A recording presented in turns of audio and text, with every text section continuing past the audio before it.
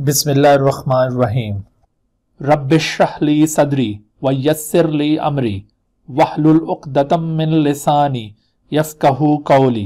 बिस्मिल्लाहिर्रहमानिर्रहीम। अस्सलाम वालेकुम dear students, welcome in lecture number 23 of PMC national handicap 2021।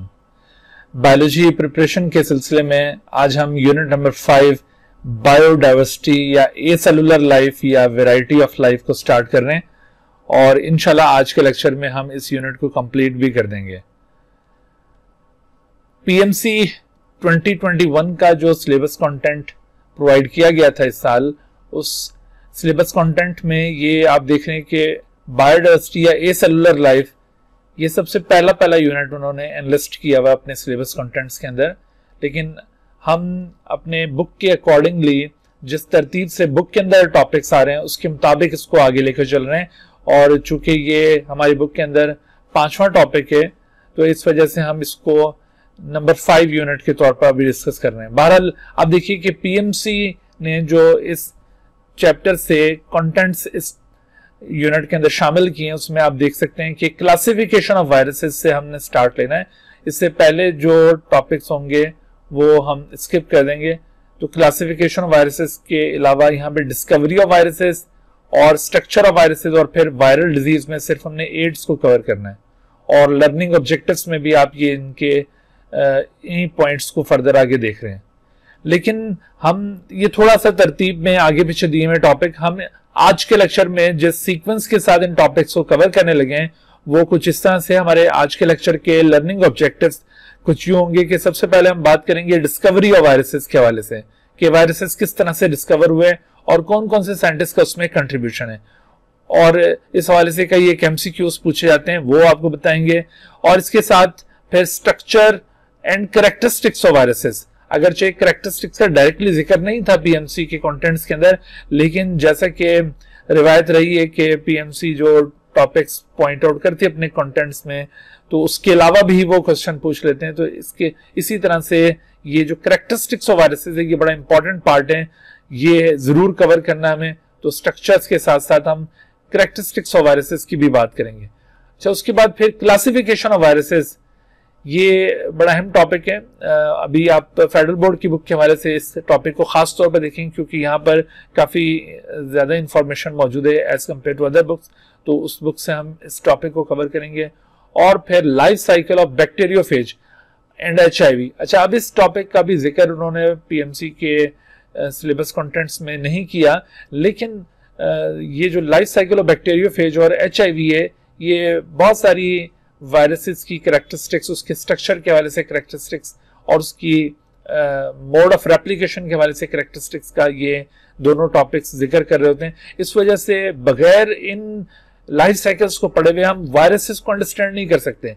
तो हमें ये life cycle of bacteriophage and HIV भी कवर करना है, अगरचे ये पीएमसी के सिलेबस में गिवन नहीं है। मुझसे बार बार बच्चे पूछते हैं कि सर ये टॉपिक पीएमसी वालों ने अपने सिलेबस में नहीं दिया तो क्या हमें ये कवर करना है। तो बच्चों मैं आपको क्लियरली बता दूं कि जो मैं टॉपिक्स यहाँ पर अपने लेक्चर्स के अंदर कवर कर रहा होता हूँ आपको वो स्ट्रिक्टली फॉलो करने हैं। अगर आपने पीएमसी के टेस्ट के अंदर 100% स्कोर करना है बायोलॉजी पोर्शन के अंदर, तो आपको ये सारे कंटेंट्स जो मैं आपको लेक्चर में करवा रहा हूँ वो आपने कवर करना है। असल में हम अपने एक्सपीरियंस की बुनियाद पर कुछ ऐसे टॉपिक्स जो उन्होंने सिलेबस में नहीं भी दिए होते उनको भी कवर कर रहे होते हैं, क्योंकि अंदाजा होता है कि प्रीवियस एग्जाम्स के अंदर कोई ऐसा एग्जाम नहीं आया जिसमें इनमें से क्वेश्चंस ना हो, तो इस वजह से इन टॉपिक्स को कवर करना जरूरी होता है। तो आप भी इनको फॉलो करें। अच्छा, तो इसके अलावा हम वायरल डिजीजेस में सिर्फ एक डिजीज कवर करेंगे। वायरल डिजीज सारी की सारी आपको कवर करने की जरूरत नहीं है, हाँ अलबत्ता नाम जरूर पता होने चाहिए मुख्तलिफ वायरल डिजीजेस के कि कौन सी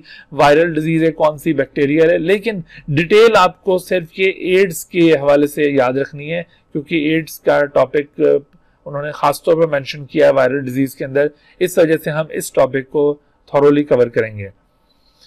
तो आइए लेक्चर का बाकायदा आगाज करते हैं। हम इन टॉपिक्स को लेकर चलते हैं और इनके हवाले से एमसीक्यूज किस तरह से पूछे जा सकते हैं वो भी आपको बताते हैं। हाँ जी, सबसे पहले तो आप ये जरा गेस कीजिए कि यहाँ पे क्या आंसर बनता है कि which of the following characteristics true about viruses, कि that they are a cellular organism या they are not capable of independent replication, या they can not be synthesized they cannot synthesize their own protein and energy and they are too small to be seen by the light microscope. तो अगर देखा जाए गौर से तो आपको viruses में ये सारे ही करेक्टर्स नजर आते हैं, इनमें से कोई भी ऐसा करेक्टर नहीं है जो वायरसेस शो ना कर रहे हो. सो इसका मतलब है कि all of them are true. तो यहां पर आंसर आप ये डी ऑप्शन को पिक करेंगे, तो D is the right answer. तो हमें ये देखिए अंदाजा हो रहा है कि वायरसेस जिनको हम डिस्कस करने जा रहे हैं वो किस किस्म के ऑर्गेनिजम्स हैं. लेकिन जहां तक डिस्कवरी ऑफ वायरस का ताल्लुक है कि वायरस फर्स्ट टाइम कब रिपोर्ट हुए थे, तो इसकी अगर हम डिस्कवरी को ट्रेस आउट करें तो हिस्ट्री के अंदर हमें नजर आता है कि बहुत पुराने वक्तों से, जब अभी वायरस डिस्कवर भी नहीं हुए थे, जो आजकल प्रेजेंट एक कॉन्सेप्ट है वायरस का, उससे बहुत पहले से ये वर्ड वायरस राइज है. उससे बहुत पहले से वायरसेस के वर्ड को इस्तेमाल करते रहे इंसान. किस मकसद के लिए? असल में देखो ये जो वर्ड वायरस है ना, ये एक लैटिन वर्ड से ड्राइव है और वो लैटिन वर्ड है वेनम. और वेनम का मतलब क्या है? वेनम का मतलब है पॉइजन. तो बहुत पुराने वक्तों में जब भी किसी डिजीज का कॉज पता नहीं होता था तो उसके बारे में अज्यूम किया जाता था कि वो किसी पॉइजन की वजह से. तो इस वजह से ये वर्ड बहुत पहले से generally it is referred to as a poison associated with the disease and death. तो ऐसी तमाम डिजीजेस जिनके कॉज अननोन होते थे तो उनको पॉइजन समझकर उनको वायरसेस कह दिया जाता था कि ये किसी वायरस की वजह से ये डिजीज हो रही है. हालांकि जो प्रेजेंट डे कॉन्सेप्ट है वायरस का वो अभी उनके माइंड में नहीं था. तो ये उस जमाने से ये बात चली आ रही है. लेकिन जो अब प्रेजेंट डे कॉन्सेप्ट है वायरसेस के मुतालिक, now viruses are non cellular infectious agents. ये इन्फेक्शियस एंटिटीज इन्हें कहा जाता है. नॉन सेलुलर या इसको ए सेलुलर वर्ड भी हम इसके लिए यूज कर सकते हैं. दोनों का एक ही मीनिंग है, यानी इनकी बॉडी इवन एक सिंगल सेल पर भी मुश्तमिल नहीं है. And they contain either DNA और आरएनए. बाकी तमाम लिविंग बींग्स में आपको ये दोनों न्यूक्लिक एसिड नजर आते हैं, लेकिन वायरसेस ऐसी एक्सेप्शन है जिनमें या तो डीएनए होगा या आरएनए होगा. And they are generally encased in a protein coat. Covering इनके बाहर प्रोटीन की बनी हुई होती है. And they utilize the biosynthetic machinery of the host to make their own protein. क्योंकि इनकी अपनी जो सेल्फ बायोसिंथेटिक मशीनरी है, मेटाबॉलिक मशीनरी, वो नहीं है, तो इस वजह से ये होस्ट पर रिलाई करते हैं. और इसके अलावा देखें जब ये किसी एक होस्ट के अंदर मौजूद होते हैं वहां मल्टीप्लाई करते हैं, so they can be transferred from one host to another. इस तरह से इनकी पॉपुलेशन बढ़ती रहती है. So this is present a concept about viruses. तो ये सारी बातें जिस फील्ड के अंदर हम डिस्कस कर रहे हैं ना, जिस बायोलॉजी की ब्रांच में, उसे कहते हैं वायरोलॉजी. ठीक है.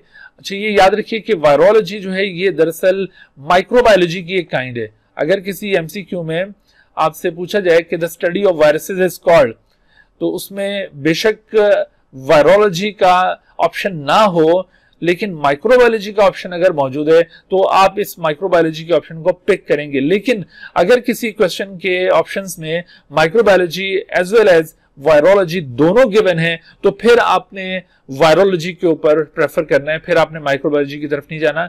अदरवाइज अगर ये वायरोलॉजी का टॉपिक ऑप्शन नहीं है तो फिर आप बेशक ये माइक्रोबायोलॉजी को ऑप्ट कर सकते हैं, because virology is the branch of microbiology. अच्छा, डिस्कवरी ऑफ वायरसेस के हवाले से अगर हम इसमें ट्रेस करें कि किन किन साइंटिस्ट का कंट्रीब्यूशन रहा है, तो आप देखेंगे सबसे पहली जो हमें यहाँ पर कंट्रीब्यूशन नजर आती है वो एडवर्ड जेनर की है. एडवर्ड जेनर ने 1796 के अंदर कुछ एक्सपेरिमेंटेशन की थी, तो उससे हमें कुछ वायरसेस के बारे में क्लूज मिले थे. अगरचे ये एडवर्ड जेनर वायरस का डिस्कवरर नहीं है, लेकिन इसके वर्क से हमें वायरसेस के हवाले से कुछ ऑब्जर्वेशंस मिलती हैं. तो हम उन ऑब्जर्वेशंस को यहाँ पे ऐड करेंगे. ये जो एडवर्ड जेनर का एक्सपेरिमेंट है, ये बच्चों आपने पंजाब वाली बुक में से पढ़ना है. खासतौर पर एक छोटा सा पैराग्राफ शुरू में ही चैप्टर नंबर 5 के अंदर गिवन है, तो जहां से वायरसेस का आगाज होता है, तो वहां पर आपने ये टॉपिक ले लेना है. फेडरल बोर्ड की बुक में ये एक्सपेरिमेंट इसका जिक्र नहीं है, लेकिन बाकी जो साइंटिस्ट का कंट्रीब्यूशन है वो फेडरल बोर्ड की बुक में आपको मिल जाएगा. तो इस हवाले से आपने ये टॉपिक पंजाब वाली बुक से पढ़ना है. तो देखिए, एडवर्ड जेनर ये एक्चुअली वैक्सीन का डिस्कवरर है. वैक्सीन, पहली वैक्सीन इस शख्स ने बनाई थी. वो किस तरह से बनाई थी? एडवर्ड जेनर की एक ऑब्जर्वेशन थी उसने अपने आसपास सोसाइटी के अंदर देखा कि एक डिजीज स्मॉल पॉक्स बहुत ज्यादा फैली हुई है, बहुत सारे लोग स्मॉल पॉक्स की वजह से अफेक्ट होते हैं और उसकी वजह से उनकी डेथ हो जाती है। लेकिन उसने ये ऑब्जर्व किया कि वो लोग जो काऊ की देखभाल करते हैं उनको स्मॉल पॉक्स नहीं हो रही है। अब क्या वजह है कि ये जो काऊ की देखभाल करने वाले लोग हैं उनको स्मॉल पॉक्स क्यों नहीं हो रही है? तो इसने ज्यादा जब गौर से मुताला किया इस चीज का और उसे ये बात समझ में आई, उसने देखा कि काऊ में एक डिजीज पाई जाती है जिसे काऊ पॉक्स कहा जाता है। ठीक है, काऊ पॉक्स ये काउस की डिजीज है। काऊ पॉक्स क्या चीज है? This is the disease of the cow. तो काऊ पॉक्स ये काऊ के, इस तरह से आप देखिए ये जो काऊ के मेमोरी ग्लैंड्स होते हैं, तो इन मेमोरी ग्लैंड्स के ऊपर ये छोटे छोटे लीजन्स डेवलप हो जाते हैं, इसे कहते हैं काऊ पॉक्स। और इससे मिलती जुलती डिजीज ह्यूमन के अंदर स्मॉल पॉक्स पाई जाती है। ठीक है, तो इसने ये ऑब्जर्व किया कि जो लोग काऊ की देखभाल करते हैं, जैसे मिल्कमैन या मिल्क मेड्स वगैरह जो काऊ की देखभाल करती हैं, उनसे दूध वगैरह निकालती हैं, तो इन लोगों को स्मॉल पॉक्स नहीं होता, उनके अंदर स्मॉल पॉक्स उसने नहीं देखा किसी भी। तो वो बड़ा सरप्राइज हुआ कि क्या वजह है कि उस सोसाइटी के अंदर स्मॉल पॉक्स जहां पर बड़ा कॉमन है, वहां पर ये लोग जो मिल्क मेड्स या मिल्क मैन्स हैं, जो इनको काऊ को देखभाल करते हैं, उनसे दूध वगैरह निकालते हैं, तो इन लोगों को ये स्मॉल पॉक्स नहीं हो रहा। तो उसने अंदाजा लगाया, उसने कंक्लूड किया, उसने हाइपोथेसाइज किया कि शायद ये जो काऊ पॉक्स लीजन का कोई मटेरियल होगा, ये कॉन्ट्रैक्ट कर जाता होगा इन मिल्क मेड्स को या इन मिल्क मैन्स को, ये कॉन्ट्रैक्ट कर जाता हो। कॉन्ट्रैक्ट करने का मतलब है कि ये काऊ पॉक्स का इंफेक्शन एक्वायर कर लेते होंगे और इनके भी इसी तरह से काऊ पॉक्स जैसे सिम्टम्स डेवलप हो जाते होंगे। याद रखो कि ये जो काऊ पॉक्स डिजीज है, बेसिकली तो ये काऊ की डिजीज है, लेकिन ह्यूमन में कुछ माइल्ड सिम्टम्स काऊ पॉक्स के डेवलप हो जाते हैं अगर ये इन्फेक्शन यूं इस तरह से एक्वायर कर लिया जाए, क्योंकि ये कॉन्टेजियस डिजीज होती है, फिजिकल कांटेक्ट की वजह से ये ट्रांसफर हो सकती है। तो अगर किसी शख्स का इस तरह फिजिकल कांटेक्ट हो काऊ के साथ, तो ये ट्रांसफर हो सकती है डिजीज, लेकिन इसकी वजह से ह्यूमन के अंदर कोई बहुत ज्यादा सिवियर सिम्टम्स डेवलप नहीं होते, जैसा कि आपको यहाँ पर इस मिल्क मेड के बाजुओं के ऊपर कुछ ये माइल्ड सिम्टम्स इसके नजर आ रहे हैं। लेकिन इसने ये एडवर्ड जेनर ने ये देखा कि जो स्मॉल पॉक्स ह्यूमन की स्पेसिफिक डिजीज थी, जिसकी वजह से बहुत सारी डेथ्स भी हो रही थी, इन लोगों को जिनको ये काऊ पॉक्स हो जाती थी उनको स्मॉल पॉक्स फिर नहीं होती थी। तो उसने ये कंक्लूड किया कि कहीं ऐसा तो नहीं कि ये जो काऊ पॉक्स का मटेरियल है, काऊ पॉक्स का जो पॉजिटिव एजेंट है, या जैसा कि मैंने आपको बताया कि जब डिजीज का कॉज पता नहीं होता था तो फिर वो क्या कहते थे कि ये वायरल डिजीज है, यानी जो काऊ पॉक्स का वायरस है उसके ख्याल में कि ये जो वायरस है ये स्मॉल पॉक्स के अगेंस्ट इम्यूनिटी डेवलप कर देता है बॉडी के अंदर। तो उसने अपने इस कंक्लूजन को, ये जो उसने हाइपोथेसाइज किया अपनी ऑब्जर्वेशन की बेसिस के ऊपर, इसको टेस्ट करने का फैसला किया। उसने क्या किया कि इसने एक 8 years ओल्ड जेम्स फिलिप, उसको इनोकुलेट किया with the cow pox material. Cow pox का जो पस था ना, वो उसने एक मिल्क मेड जिसका नाम था नेलमस, ये आपको नाम जरूरी नहीं है याद रखने हो, जेम्स फिलिप का नाम बुक्स के अंदर आमतौर पर मिलता है, इस वजह से ये जेम्स फिलिप का नाम आप जरूर याद करें, लेकिन ये नेलमस जिस औरत से ये लिया गया था काऊ पॉक्स का पस, वो जरूरी नहीं है कि आप नाम याद रखें। ठीक है, तो बहरहाल अगर आप याद रख भी लेते हैं तो कोई फर्क नहीं पड़ता। तो ये सारा नेलमस, ये वो खातून थी जो काऊ की देखभाल करती थी और इसकी बॉडी से जो काऊ पॉक्स लीजन्स की पस थी वो हासिल की गई और उस पस को इंजेक्ट किया गया into this 8 years old boy. तो एडवर्ड जेनर ने इस तरह से इस बॉय को खुद ये इंजेक्शन लगाया। इनोकुलेट करने का मतलब ये होता है कि किसी एक मीडियम से कल्चर को किसी दूसरे मीडियम के अंदर ट्रांसफर किया जाए। तो यहाँ पर जो पस के अंदर वो ऑर्गेनिज्म जो डिजीज कॉजिंग एजेंट्स थे, उनको जब यहां से इस फिलिप की बॉडी के अंदर इंजेक्ट किया गया तो इस चीज को इनोकुलेशन कहा जा रहा है। तो जेम्स फिलिप की बॉडी में जब ये इनोकुलेट कर दिया गया, काऊ पॉक्स का पस जब इनोकुलेट कर दिया गया, तो उसके बाद फिर इन्होंने वेट किया, देखा कि जो फिलिप है उसको भी काऊ पॉक्स जैसी सिम्टम्स डेवलप होती हैं। ठीक है, the Phipps falls ill with the mild case of the cowpox, जाहिर है जैसे मैंने आपको बताया था कि काउपॉक्स ह्यूमन के अंदर डेवलप तो हो जाती है लेकिन बहुत ज्यादा सिवियर सिम्टम्स डेवलप नहीं होती हैं। तो यूं इसने वेट किया कि भाई ये इस जेम्स फिप के अंदर ये डिजीज डेवलप होती है या नहीं। तो आखिरकार ये काउपॉक्स की माइल्ड सिम्टम्स उसके अंदर अपीयर हुई और जब उसके बाद इसने क्या किया कि एक और पेशेंट जो कि स्मॉल पॉक्स से अफेक्टेड पेशेंट थी उसकी बॉडी से स्मॉल पॉक्स के जो लीजन्स होते हैं उसके स्केब्स हासिल किए। स्केब्स किसे कहते हैं? स्केब्स का मतलब होता है कि जब कोई जख्म हील कर रहा होता है तो उसके ऊपर जो एक वो थोड़ी सी हार्ड सी क्रस्ट सी बनना शुरू हो जाती है किसी जख्म के ऊपर, तो उसको दरअसल स्केब कहा जाता है। तो ये जो स्मॉल पॉक्स के लीजन्स होते हैं वो स्मॉल पॉक्स के लीजन्स भी इस तरह से जब वो हील होने लगते हैं तो उनके ऊपर ये स्केब्स फॉर्म हो जाते हैं। तो इस स्मॉल पॉक्स के इन्फेक्टेड पेशेंट से जो उसके लीजन्स के स्केब से, लीजन जख्म को कहते हैं, जख्म टाइप का कोई रीजन होता है, तो उसके स्केब्स को हासिल किया, स्मॉल पॉक्स के स्केब्स को, और उसका एक इंजेक्शन तैयार करके फिप की बॉडी के अंदर से इंजेक्ट कर दिया। अब देखो फिप को ऑलरेडी काउपॉक्स की इनोकुलेशन कर दी गई थी, काउपॉक्स का इन्फेक्शन उसमें डेवलप हो चुका था और उसके बाद अब ये स्मॉल पॉक्स की स्केब उसके अंदर इंजेक्ट की जा रही है और उसके बाद फिर वेट किया गया, 6 वीक्स तक वेट किया गया, लेकिन फिप की बॉडी में स्मॉल पॉक्स की कोई सिम्टम्स डेवलप ना हुई और स्मॉल पॉक्स से ये बिल्कुल महफूज रहा। हालांकि स्मॉल पॉक्स बहुत ही उस वक्त ये कॉन्टेजियस डिजीज थी कि अगर उसके साथ जरा भी कांटेक्ट हो जाता था तो वो एक पर्सन से दूसरे पर्सन में ट्रांसफर हो जाती थी, लेकिन इस फिप को स्मॉल पॉक्स ने अफेक्ट नहीं किया।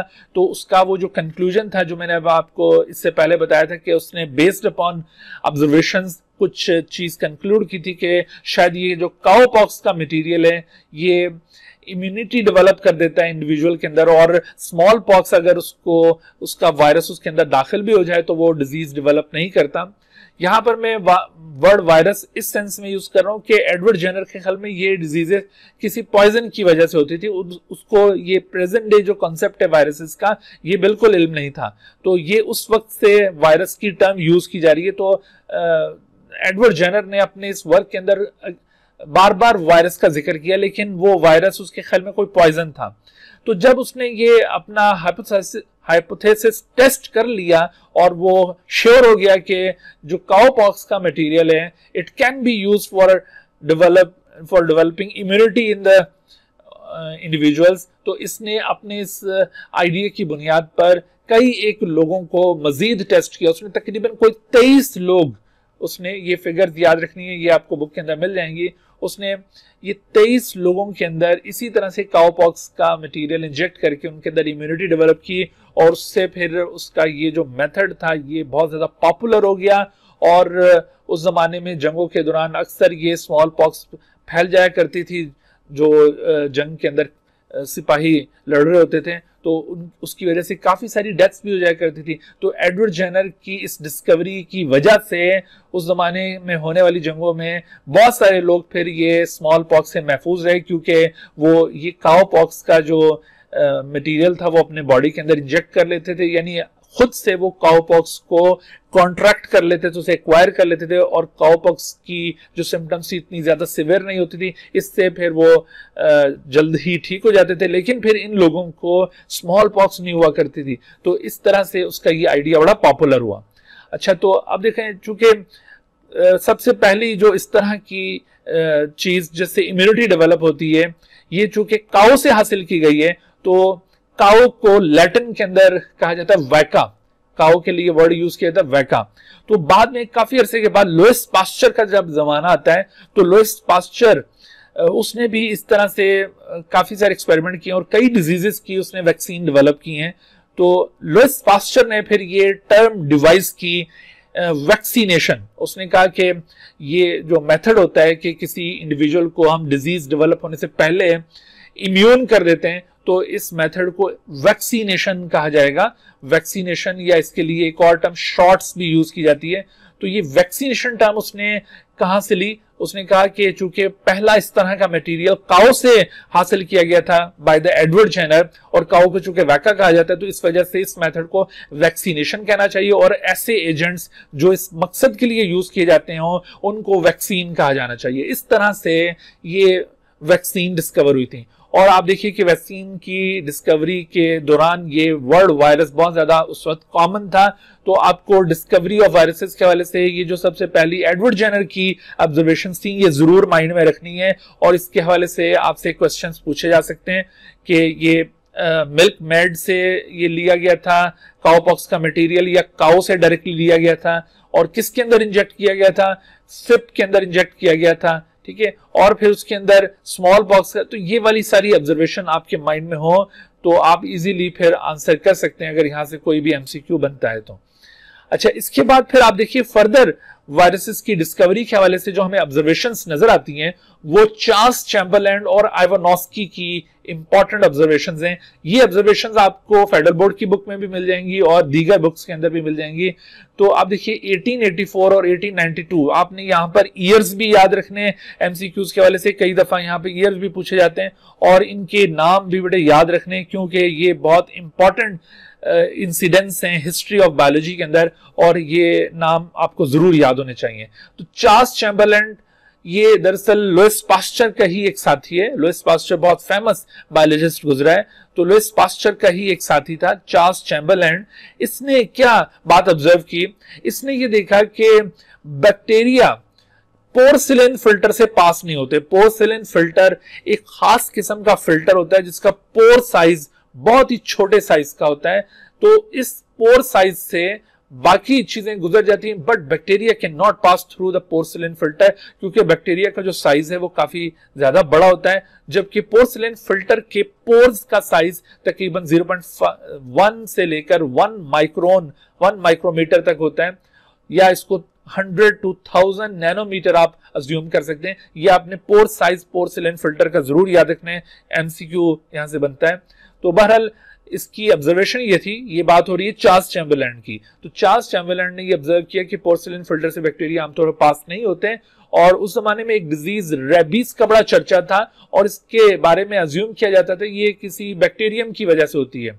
तो उसने देखा कि रेबीज के जो पॉजिटिव एजेंट होते हैं वो पोर्सिलेन फिल्टर से पास हो जाते हैं। हालांकि बैक्टीरिया के बारे में तो उसने ये अज्यूम किया था कि वो पोर्सिलेन फिल्टर से पास नहीं हो सकते, लेकिन रेबीज जिसको कि वो बैक्टीरियल डिजीज समझता था और बाकी लोग भी समझते थे, लेकिन रेबीज के पॉजिटिव एजेंट के बारे में ये ऑब्जर्व किया गया कि वो तो पोर्सिलेन फिल्टर से पास हो जाते हैं, और अगर किसी शख्स को रेबीज है तो उसका अगर वो बॉडी फ्लूइड हम पोर्सिलेन फिल्टर से पास करवाएं और जो फिल्ट्रेट हमारे पास हासिल होगा तो उस फिल्ट्रेट से दोबारा अगर किसी शख्स को इनोकुलेट किया जाए तो डिजीज ट्रांसफर हो जाती है। तो इससे उसने ये अंदाजा लगाया कि रेबीज के जो पॉजिटिव एजेंट है वो बैक्टीरिया हरगिज नहीं है, और अगर वो बैक्टीरिया नहीं है क्योंकि वो पोर्सिलेन फिल्टर से पास हो जाते हैं, अगर वो बैक्टीरिया नहीं है तो फिर क्या है।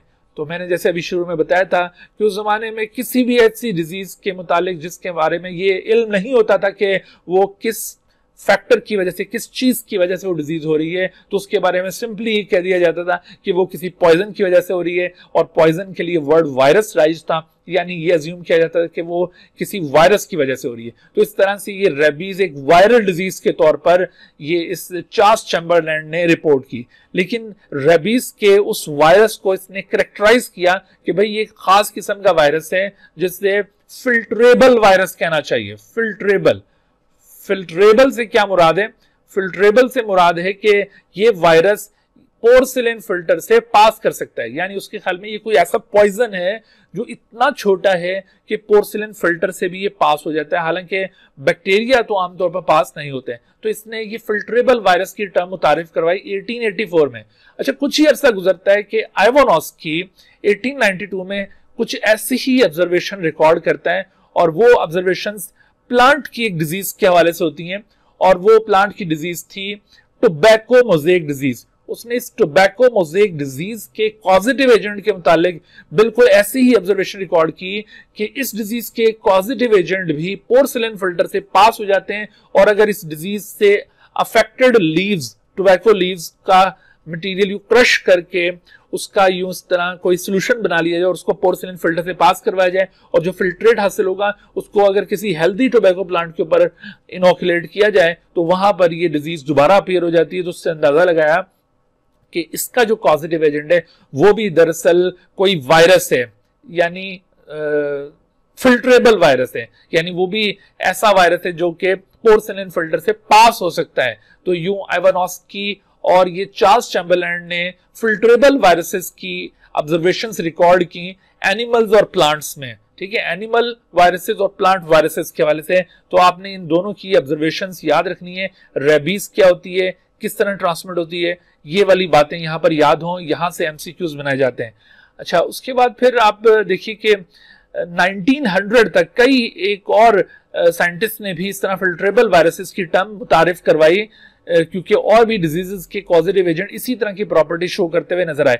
लेकिन आखिरकार ये पहली बार 1935 के अंदर WM स्टैनले ये पहली बार सक्सेसफुल हुआ टोबैको मोज़ेक डिजीज का जो कॉजेटिव एजेंट था उसको क्रिस्टलाइज करने में, उसको आइसोलेट करने में ये कामयाब हुआ और फिर इसके स्ट्रक्चर को उसने वर्कआउट किया। लिहाजा जो पहला वायरस डिस्कवर हुआ था, डिस्कवरी ऑफ फर्स्ट वायरस आपसे पूछी जाए तो वो एक्चुअली ये जो WM स्टैनले की डिस्कवरी थी टोबैको मोज़ेक वायरस के हवाले से, कि इसने टोबैको मोज़ेक वायरस को आइसोलेट किया और उस टोबैको मोज़ेक वायरस का स्ट्रक्चर वर्कआउट किया। तो ये सबसे पहला वायरस था जो डिस्कवर हुआ।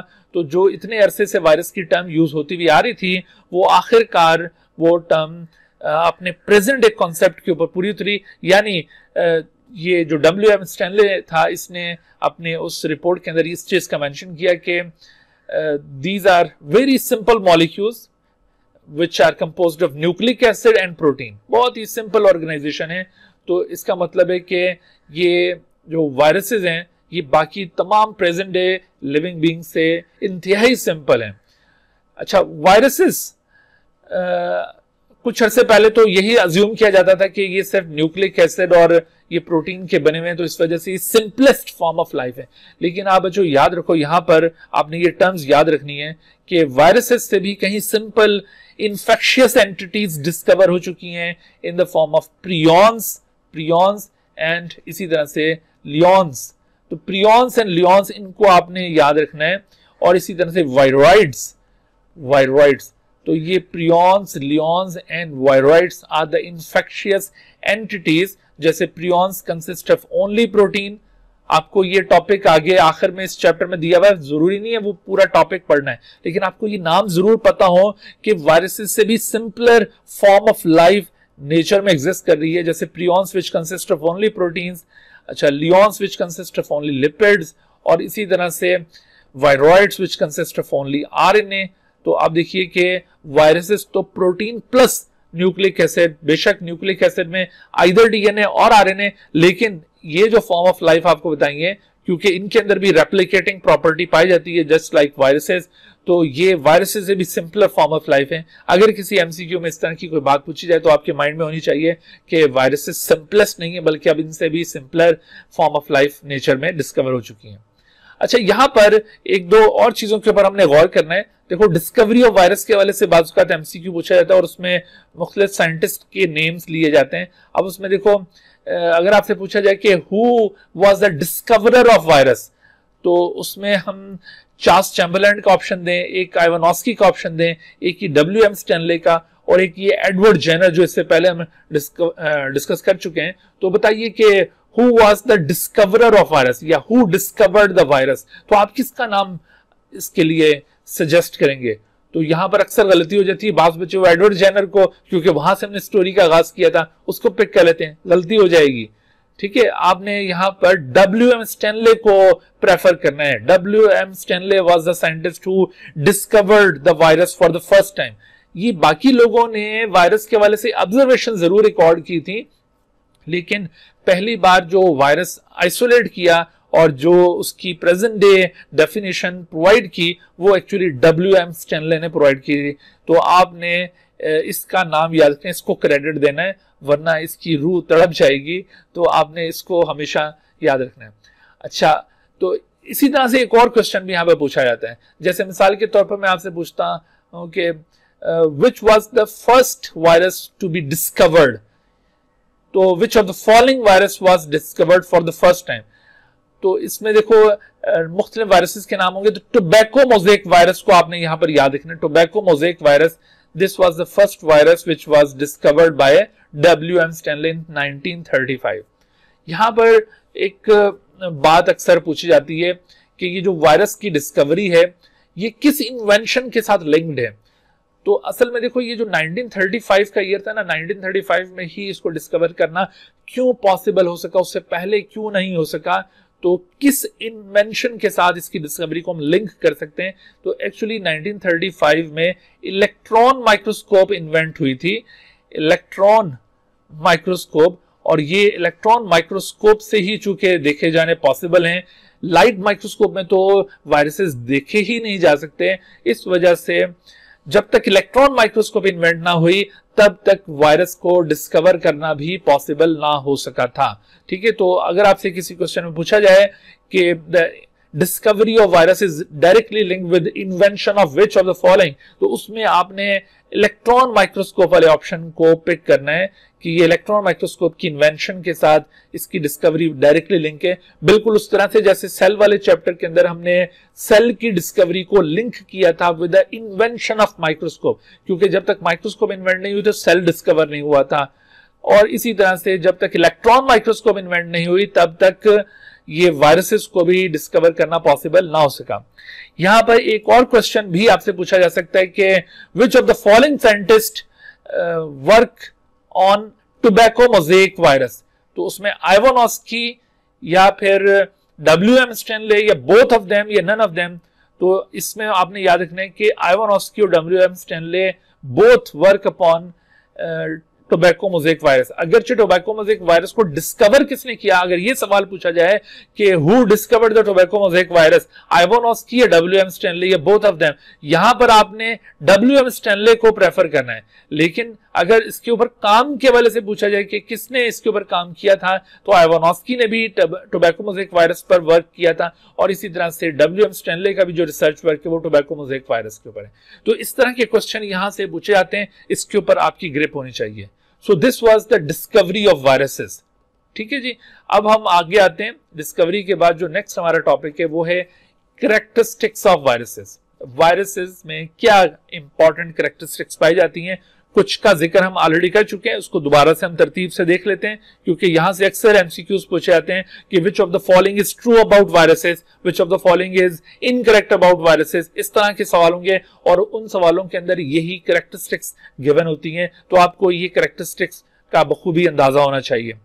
अच्छा, इसमें देखो सबसे पहले साइज को अगर हम कंपेयर करें तो जैसे आपको मैंने बताया कि इनका जो साइज है वो अल्ट्रा माइक्रोस्कोपिक है, यानी इलेक्ट्रॉन माइक्रोस्कोप के बगैर ये नजर नहीं आते, लाइट माइक्रोस्कोप से तो बिल्कुल दिखाई ही नहीं देंगे। आप देखो कि इलेक्ट्रॉन माइक्रोस्कोप की जो रेंज है वो ये यहां से शुरू होती है, लेस देन 1 माइक्रोमीटर जो साइज है वो इलेक्ट्रॉन माइक्रोस्कोप से विजिबल होता है। तो वायरसेस दरअसल ये इसी रेंज के अंदर एग्जिस्ट कर रहे होते हैं। तो ये मुख्तलिफ किस्म के वायरसेस में आप देखिए, ये smallpox virus, this is supposed to be the largest virus, ये नाम याद रखिएगा, which of the following is the largest virus. अक्सर ये एमसीक्यू पूछा जाता है, तो उसमें पॉक्स वायरस आपने याद रखना है जो स्मॉल पॉक्स का कॉजेटिव एजेंट है। And similarly which one is the smallest virus, तो ये पोलियो वायरस जो कि पैरवो वायरसेस की एक किस्म है। Polio virus is the smallest virus, pox virus is the largest virus. तो वायरसेस दरअसल ही इस रेंज के अंदर एग्जिस्ट कर रहे हैं, यानी इनका जो साइज है वो इलेक्ट्रॉन माइक्रोस्कोप के जरिए ही सिर्फ रिवील हो सकता है। They are extremely small infectious agent which can only be seen under the electron microscope. Okay, और इनका साइज अगर देखा जाए, मैंने अभी आपको बताया कि pox virus which are the largest virus, they have 250 nanometer diameter, यानी ये तकरीबन कोई जो स्मॉलेस्ट साइज के बैक्टीरिया है ना, स्मॉलेस्ट साइज के बैक्टीरिया होते हैं माइकोप्लाज्मा, माइकोप्लाज्मा जो कि स्मॉलेस्ट साइज के बैक्टीरिया हैं, इनका साइज रेंज कोई 100 to 200 नैनोमीटर के करीब होता है। तो ये देखिए ये 250 नैनोमीटर है, तो इसका मतलब ये हुआ कि जो स्मॉलेस्ट बैक्टीरिया हैं वो लार्जेस्ट वायरस के तकरीबन बराबर हैं। तो ये आपने रिलेशन याद रखना है। स्मॉलेस्ट बैक्टीरिया, जैसे मैंने आपको अभी पोलियो, स्मॉलेस्ट वायरसेस जैसे मैंने अभी आपको पोलियो वायरस का बताया, and it belongs to the parvoviruses group of the viruses, और इनका साइज रेंज आप देख रहे हैं 20 नैनोमीटर।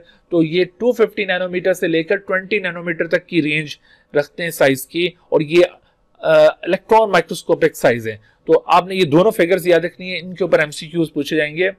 अच्छा, उसके बाद आप देखो कि इनका साइज अगर बैक्टीरिया से रिलेट किया जाए तो कितने टाइम्स बैक्टीरिया से ये स्मॉलर है, तो ये 10 to 1000 times they are smaller than bacteria, ठीक है, 10 to 1000 टाइम्स। अगरचे ये लार्जेस्ट वायरस और स्मॉलेस्ट बैक्टीरिया, इनका साइज ऑलमोस्ट कंपैटिबल है, करीब करीब है, लेकिन वैसे इन जनरल अगर देखा जाए तो they are 10 to 1000 times smaller. ये वाली बात भी अक्सर एमसीक्यूज में पूछी जाती है, इस पर भी तवज्जो करनी है आपने। उसके बाद नेक्स्ट अगर इसका कैरेक्टर देखें, लिविंग कैरेक्टरिस्टिक्स, वायरसेस के अंदर कौन सी ऐसी कैरेक्टरिस्टिक्स हैं जो कि इसको एक ऑर्गेनिज्म शो करती हैं और कौन सी ऐसी कैरेक्टरिस्टिक्स हैं जो इसको ऑर्गेनिज्म शो नहीं करती। तो याद रखो कि they can reproduce only, and reproduction भी इनकी सिर्फ और सिर्फ होस्ट सेल के अंदर होंगी, यानी एनिमल या प्लांट सेल या even microorganism such as bacteria, उनके अंदर भी ये रिप्रोड्यूस कर सकते हैं और इनकी रिप्रोडक्शन रेप्लिकेशन के जरिए होगी। जैसे एक चीज की कॉपी बनती जाती है तो इस तरह से ये रेप्लिकेट कर रहे होते हैं, तो दे कैन ओनली रिप्रोड्यूस और replicate with in the host body. लेकिन ये इसके अलावा कोई दूसरी कैरेक्टरिस्टिक्स आपको शो नहीं करेंगे, because they lack metabolic machinery. ये अपनी कोई भी प्रोटीन या कोई भी पार्ट खुद नहीं बना रहे होते हैं, they always rely upon the host. ये होस्ट की मशीनरी को यूटिलाइज करते हुए अपने बॉडी के पार्ट्स को बनाते हैं। लिहाजा बच्चों, यहां पर अगर आपसे सवाल पूछा जाए कि कोई भी बॉडी पार्ट इसका वायरस का आपसे पूछा जाए कि this body part is formed by the virus in, तो वायरस ने वो पार्ट नहीं बनाया होता। याद रखो कि every component of the viral body is synthesized by the host, not by the virus. तो जब भी किसी सवाल में वायरस के किसी कंपोनेंट की फॉर्मेशन में खुद वायरस का जिक्र आ रहा है कि उसने वायरस ने ये कहां बनाया, तो वायरस एक्चुअली वो नहीं बनाता, वो कौन बनाता है, वो होस्ट बनाता है। ठीक है, तो ये माइंड में रहनी चाहिए ये बात। अच्छा, इसके अलावा आप देखो कि ये जितने भी वाइटल फंक्शंस हैं उनके लिए ये सारा डिपेंडेंट होता है होस्ट के ऊपर, यानी मोस्टली ये होस्ट के एंजाइम्स को यूटिलाइज करता है, उसके राइबोसोम को यूटिलाइज करता है, लेकिन इंफॉर्मेशन इसकी अपनी होती है। न्यूक्लिक एसिड इसका अपना है, जीनोम इसका अपना है, यानी हेरिडिटरी इंफॉर्मेशन इसकी अपनी है, वो होस्ट की ये यूज नहीं करेगा। ये बात ध्यान में रहे। बात बच्चे यहां पर ये जब हम बात कर रहे होते हैं कि ये सारी चीजें चूंकि होस्ट की यूज कर रहा है, तो बात बच्चे ये समझते हैं शायद ये हेरिडिटरी इंफॉर्मेशन भी होस्ट की यूज कर रहा है। तो कीप इन योर माइंड, ये हेरिडिटरी इंफॉर्मेशन अपनी यूज करेगा, लेकिन बाकी सारी मशीनरी ये होस्ट की यूज करेगा।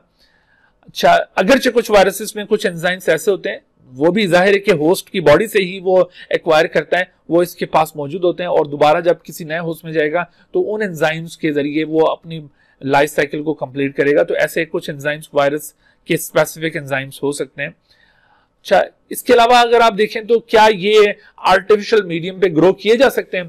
तो कई एक ऑर्गेनिजम्स हैं जिनको आर्टिफिशियल मीडियम पर ग्रो करना पॉसिबल होता है।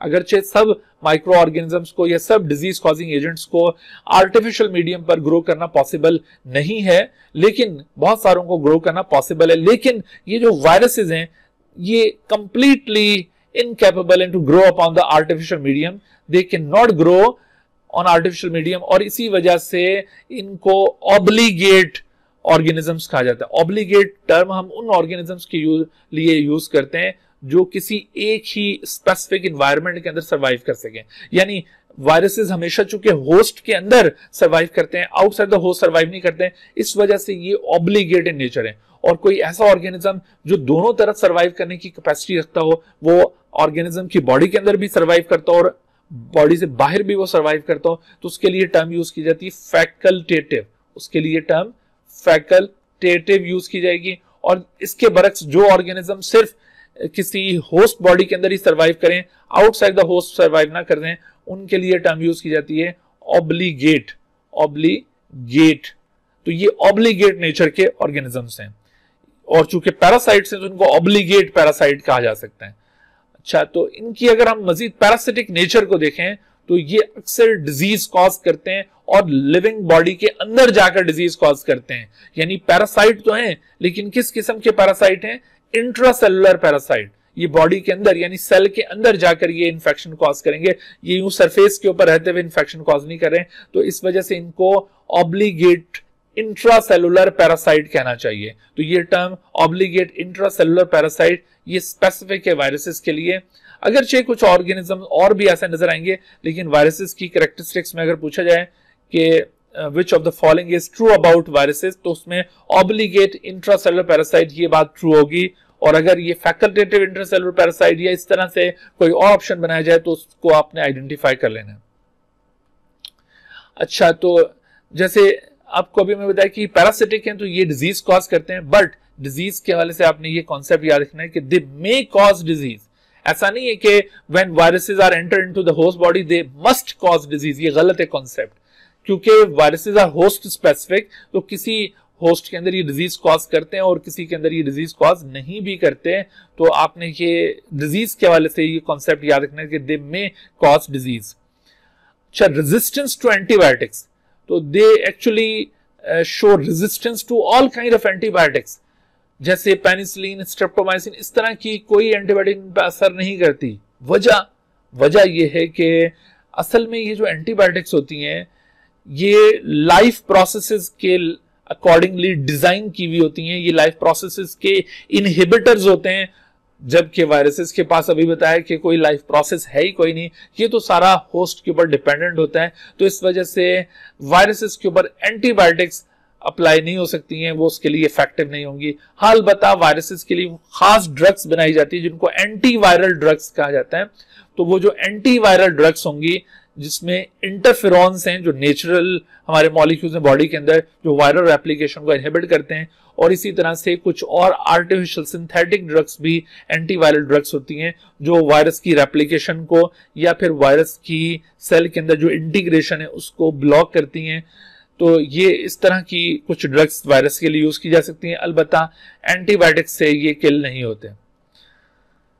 अच्छा, तो यहाँ पे सवाल ये पैदा होता है कि बाज डॉक्टर्स जो हैं इवन कोई वायरल इन्फेक्शन हो तब भी वो एंटीबायोटिक्स प्रेस्क्राइब कर रहे होते, तो क्या वजह है? उनको पता नहीं होता कि वायरसेस एंटीबायोटिक से किल नहीं होते, इसके बावजूद वो एंटीबायोटिक उनको सजेस्ट कर रहे होते हैं। जैसे अभी ये कोरोना के पेशेंट्स को आपने देखा होगा कि एजोमैक्स एंटीबायोटिक बहुत ज्यादा प्रेस्क्राइब की गई, तो क्या वजह है कि वो ये एंटीबायोटिक प्रेस्क्राइब कर रहे होते हैं? तो वजह यह है कि असल में जब आप किसी भी वायरल इन्फेक्शन का शिकार होते हैं तो बॉडी की इम्यूनिटी उस वक्त वीक हुई होती है और उस वक्त अंदेशा होता है कि कोई दूसरे बैक्टीरिया भी आपकी बॉडी के ऊपर अटैक कर सकते हैं। तो इसी वजह से उन बैक्टीरिया के अटैक को प्रिवेंट करने के लिए प्रोफाइलेक्टिकली का मतलब होता है कि डिजीज अपीयर होने से पहले एहतियाती तौर पर वो एंटीबायोटिक्स दी जाती है ताकि कहीं बैक्टीरिया का इन्फेक्शन भी ना हो। तो इसी वजह से ये जो कोरोना के पेशेंट थे उनको ये एजोमैक्स टाइप की एंटीबायोटिक सजेस्ट की जा रही थी ताकि उनमें कोई फर्दर बैक्टीरियल इन्फेक्शन ना हो पाए। अच्छा, तो अब आते हैं हम स्ट्रक्चर ऑफ वायरसेस के हवाले से। अब तक हम ये कैरेक्टरिस्टिक्स को एक्सप्लोर कर रहे थे, तो अब आप देखिए कि structure of viruses.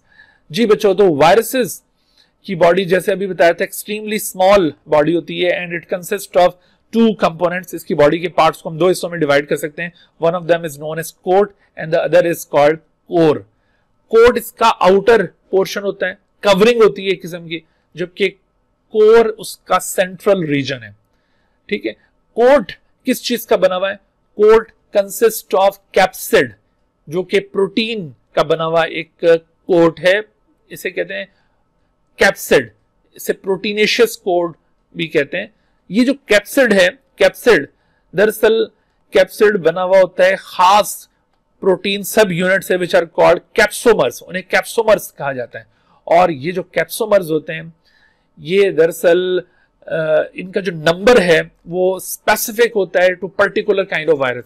Her virus में आपको एक खास नंबर में कैप्सोमर्स की तादाद मिलेगी और वो जो कैप्सोमर की काइंड है वो भी डिफर करती होगी। इस वजह से आप एक वायरस को दूसरे से डिफरेंशिएट कर सकते हैं। मिसाल के तौर पर जैसे हर्पीज वायरस की एग्जांपल आपके सामने मौजूद है बुक के अंदर। इसके कैप्सिड के अंदर 162 कैप्सोमर्स हैं। अब जितने भी हर्पीज वायरस दुनिया में मौजूद होंगे सबकी कैप्सिड में 162 कैप्सोमर्स मौजूद हैं। लेकिन इसके बरक्स अगर आप एडिनो वायरसेस जो कॉमन कोल्ड कॉज करते हैं, इनके अंदर कैप्सिड के अंदर अगर आप कैप्सोमर्स की तादाद देखें तो 252 है। इसी तरह से आप अगर ये जो बैक्टीरियोफेजेज हैं इनके कैप्सिड के अंदर कैप्सोमर्स की तादाद देखें तो और मुख्तलिफ होगी। HIV है तो उसके कैप्सिड में कैप्सोमर्स की तादाद और होगी। पोलियो वायरस है तो उसकी कैप्सोमर्स की तादाद और होगी। तो हर पर्टिकुलर काइंड के वायरसेस में कैप्सोमर की तादाद स्पेसिफिक होती है। लिहाजा आपसे अगर ये सवाल पूछा जाए कि which feature of virus corresponds to the number of chromosome in the eukaryotic organism, तो number of chromosome in eukaryotic organism के साथ जो वायरल फीचर करस्पॉन्डिंग है यानी उसके साथ मुताबिकत रखता है वो कौन सा हो सकता है, वो ये नंबर ऑफ कैप्सोमर्स हैं। क्योंकि जैसे number of chromosome eukaryotic organisms में स्पेसिफिक होता है, वो स्पीशी का कैरेक्टरिस्टिक फीचर होता है। Similarly number of capsomer is specific to a particular kind of virus. तो ये पॉइंट आपके माइंड में होना चाहिए। अच्छा, अब ये जो कैप्सिड है ना, इसकी शक्ल कैसी होगी? तो कैप्सिड की शक्ल आपको मुख्तलिफ नजर आएगी। कहीं पर आपको ये पॉलीहेड्रल इन नेचर नजर आता है, तो कहीं पर ये आपको यूं हेलिकल शेप में कैप्सिड नजर आएगा। कैप्सिड आपको मुख्तलिफ शेप्स के नजर आएंगे। It may be a polyhedral, ठीक है, एक पॉलीहेड्रल शेप भी हो सकती है ये, और पॉलीहेड्रल के साथ साथ ये हेलिकल शेप में भी एग्जिस्ट कर सकता है, हेलिकल शेप। और ये इसका कॉनिकल भी हो सकता है, कॉनिकल, अगरचे कॉनिकल शेप भी ये पॉलीहेड्रल की किस्म है। जैसे आपको HIV का कैप्सिड ये कॉनिकल शेप में नजर आ रहा है, और जबकि यहां पर आपको, अच्छा, कुछ वायरसेस में ऐसा होगा कि ये पॉलीहेड्रल और हेलिकल दोनों पार्ट्स के कैप्सिड में नजर आएंगे। उसमें पॉलीहेड्रल हेड होगा, उसका हेड पॉलीहेड्रल इन नेचर होगा, और उसकी टेल हेलिकल इन नेचर होगी। जैसे मिसाल के तौर पर आप बैक्टीरियोफेजेस को मुलाहिजा कर रहे हैं, तो उसमें आप टेल उसकी देख रहे हैं कि वो दरअसल हेलिकल इन नेचर है, tail is helical in nature, और जबकि इसके मुकाबले में उसका हेड असल में पॉलीहेड्रल इन नेचर है। आप देख रहे हैं हेड इस तरह से पॉलीहेड्रल और टेल यूं हेलिकल। लेकिन ये जो पॉलीहेड्रल शेप आपको मैंने पॉइंट आउट किया ना, इसमें एक टर्म आपने याद रखनी है। ज्यादा कॉमन जो पॉलीहेड्रल शेप वायरसेस में पाई जाती है वो दरअसल आइकोसाहेड्रल है। That is known as icosahedral. What is icosahedral? ये अक्सर एमसीक्यूज में ये टर्म पूछी जाती है।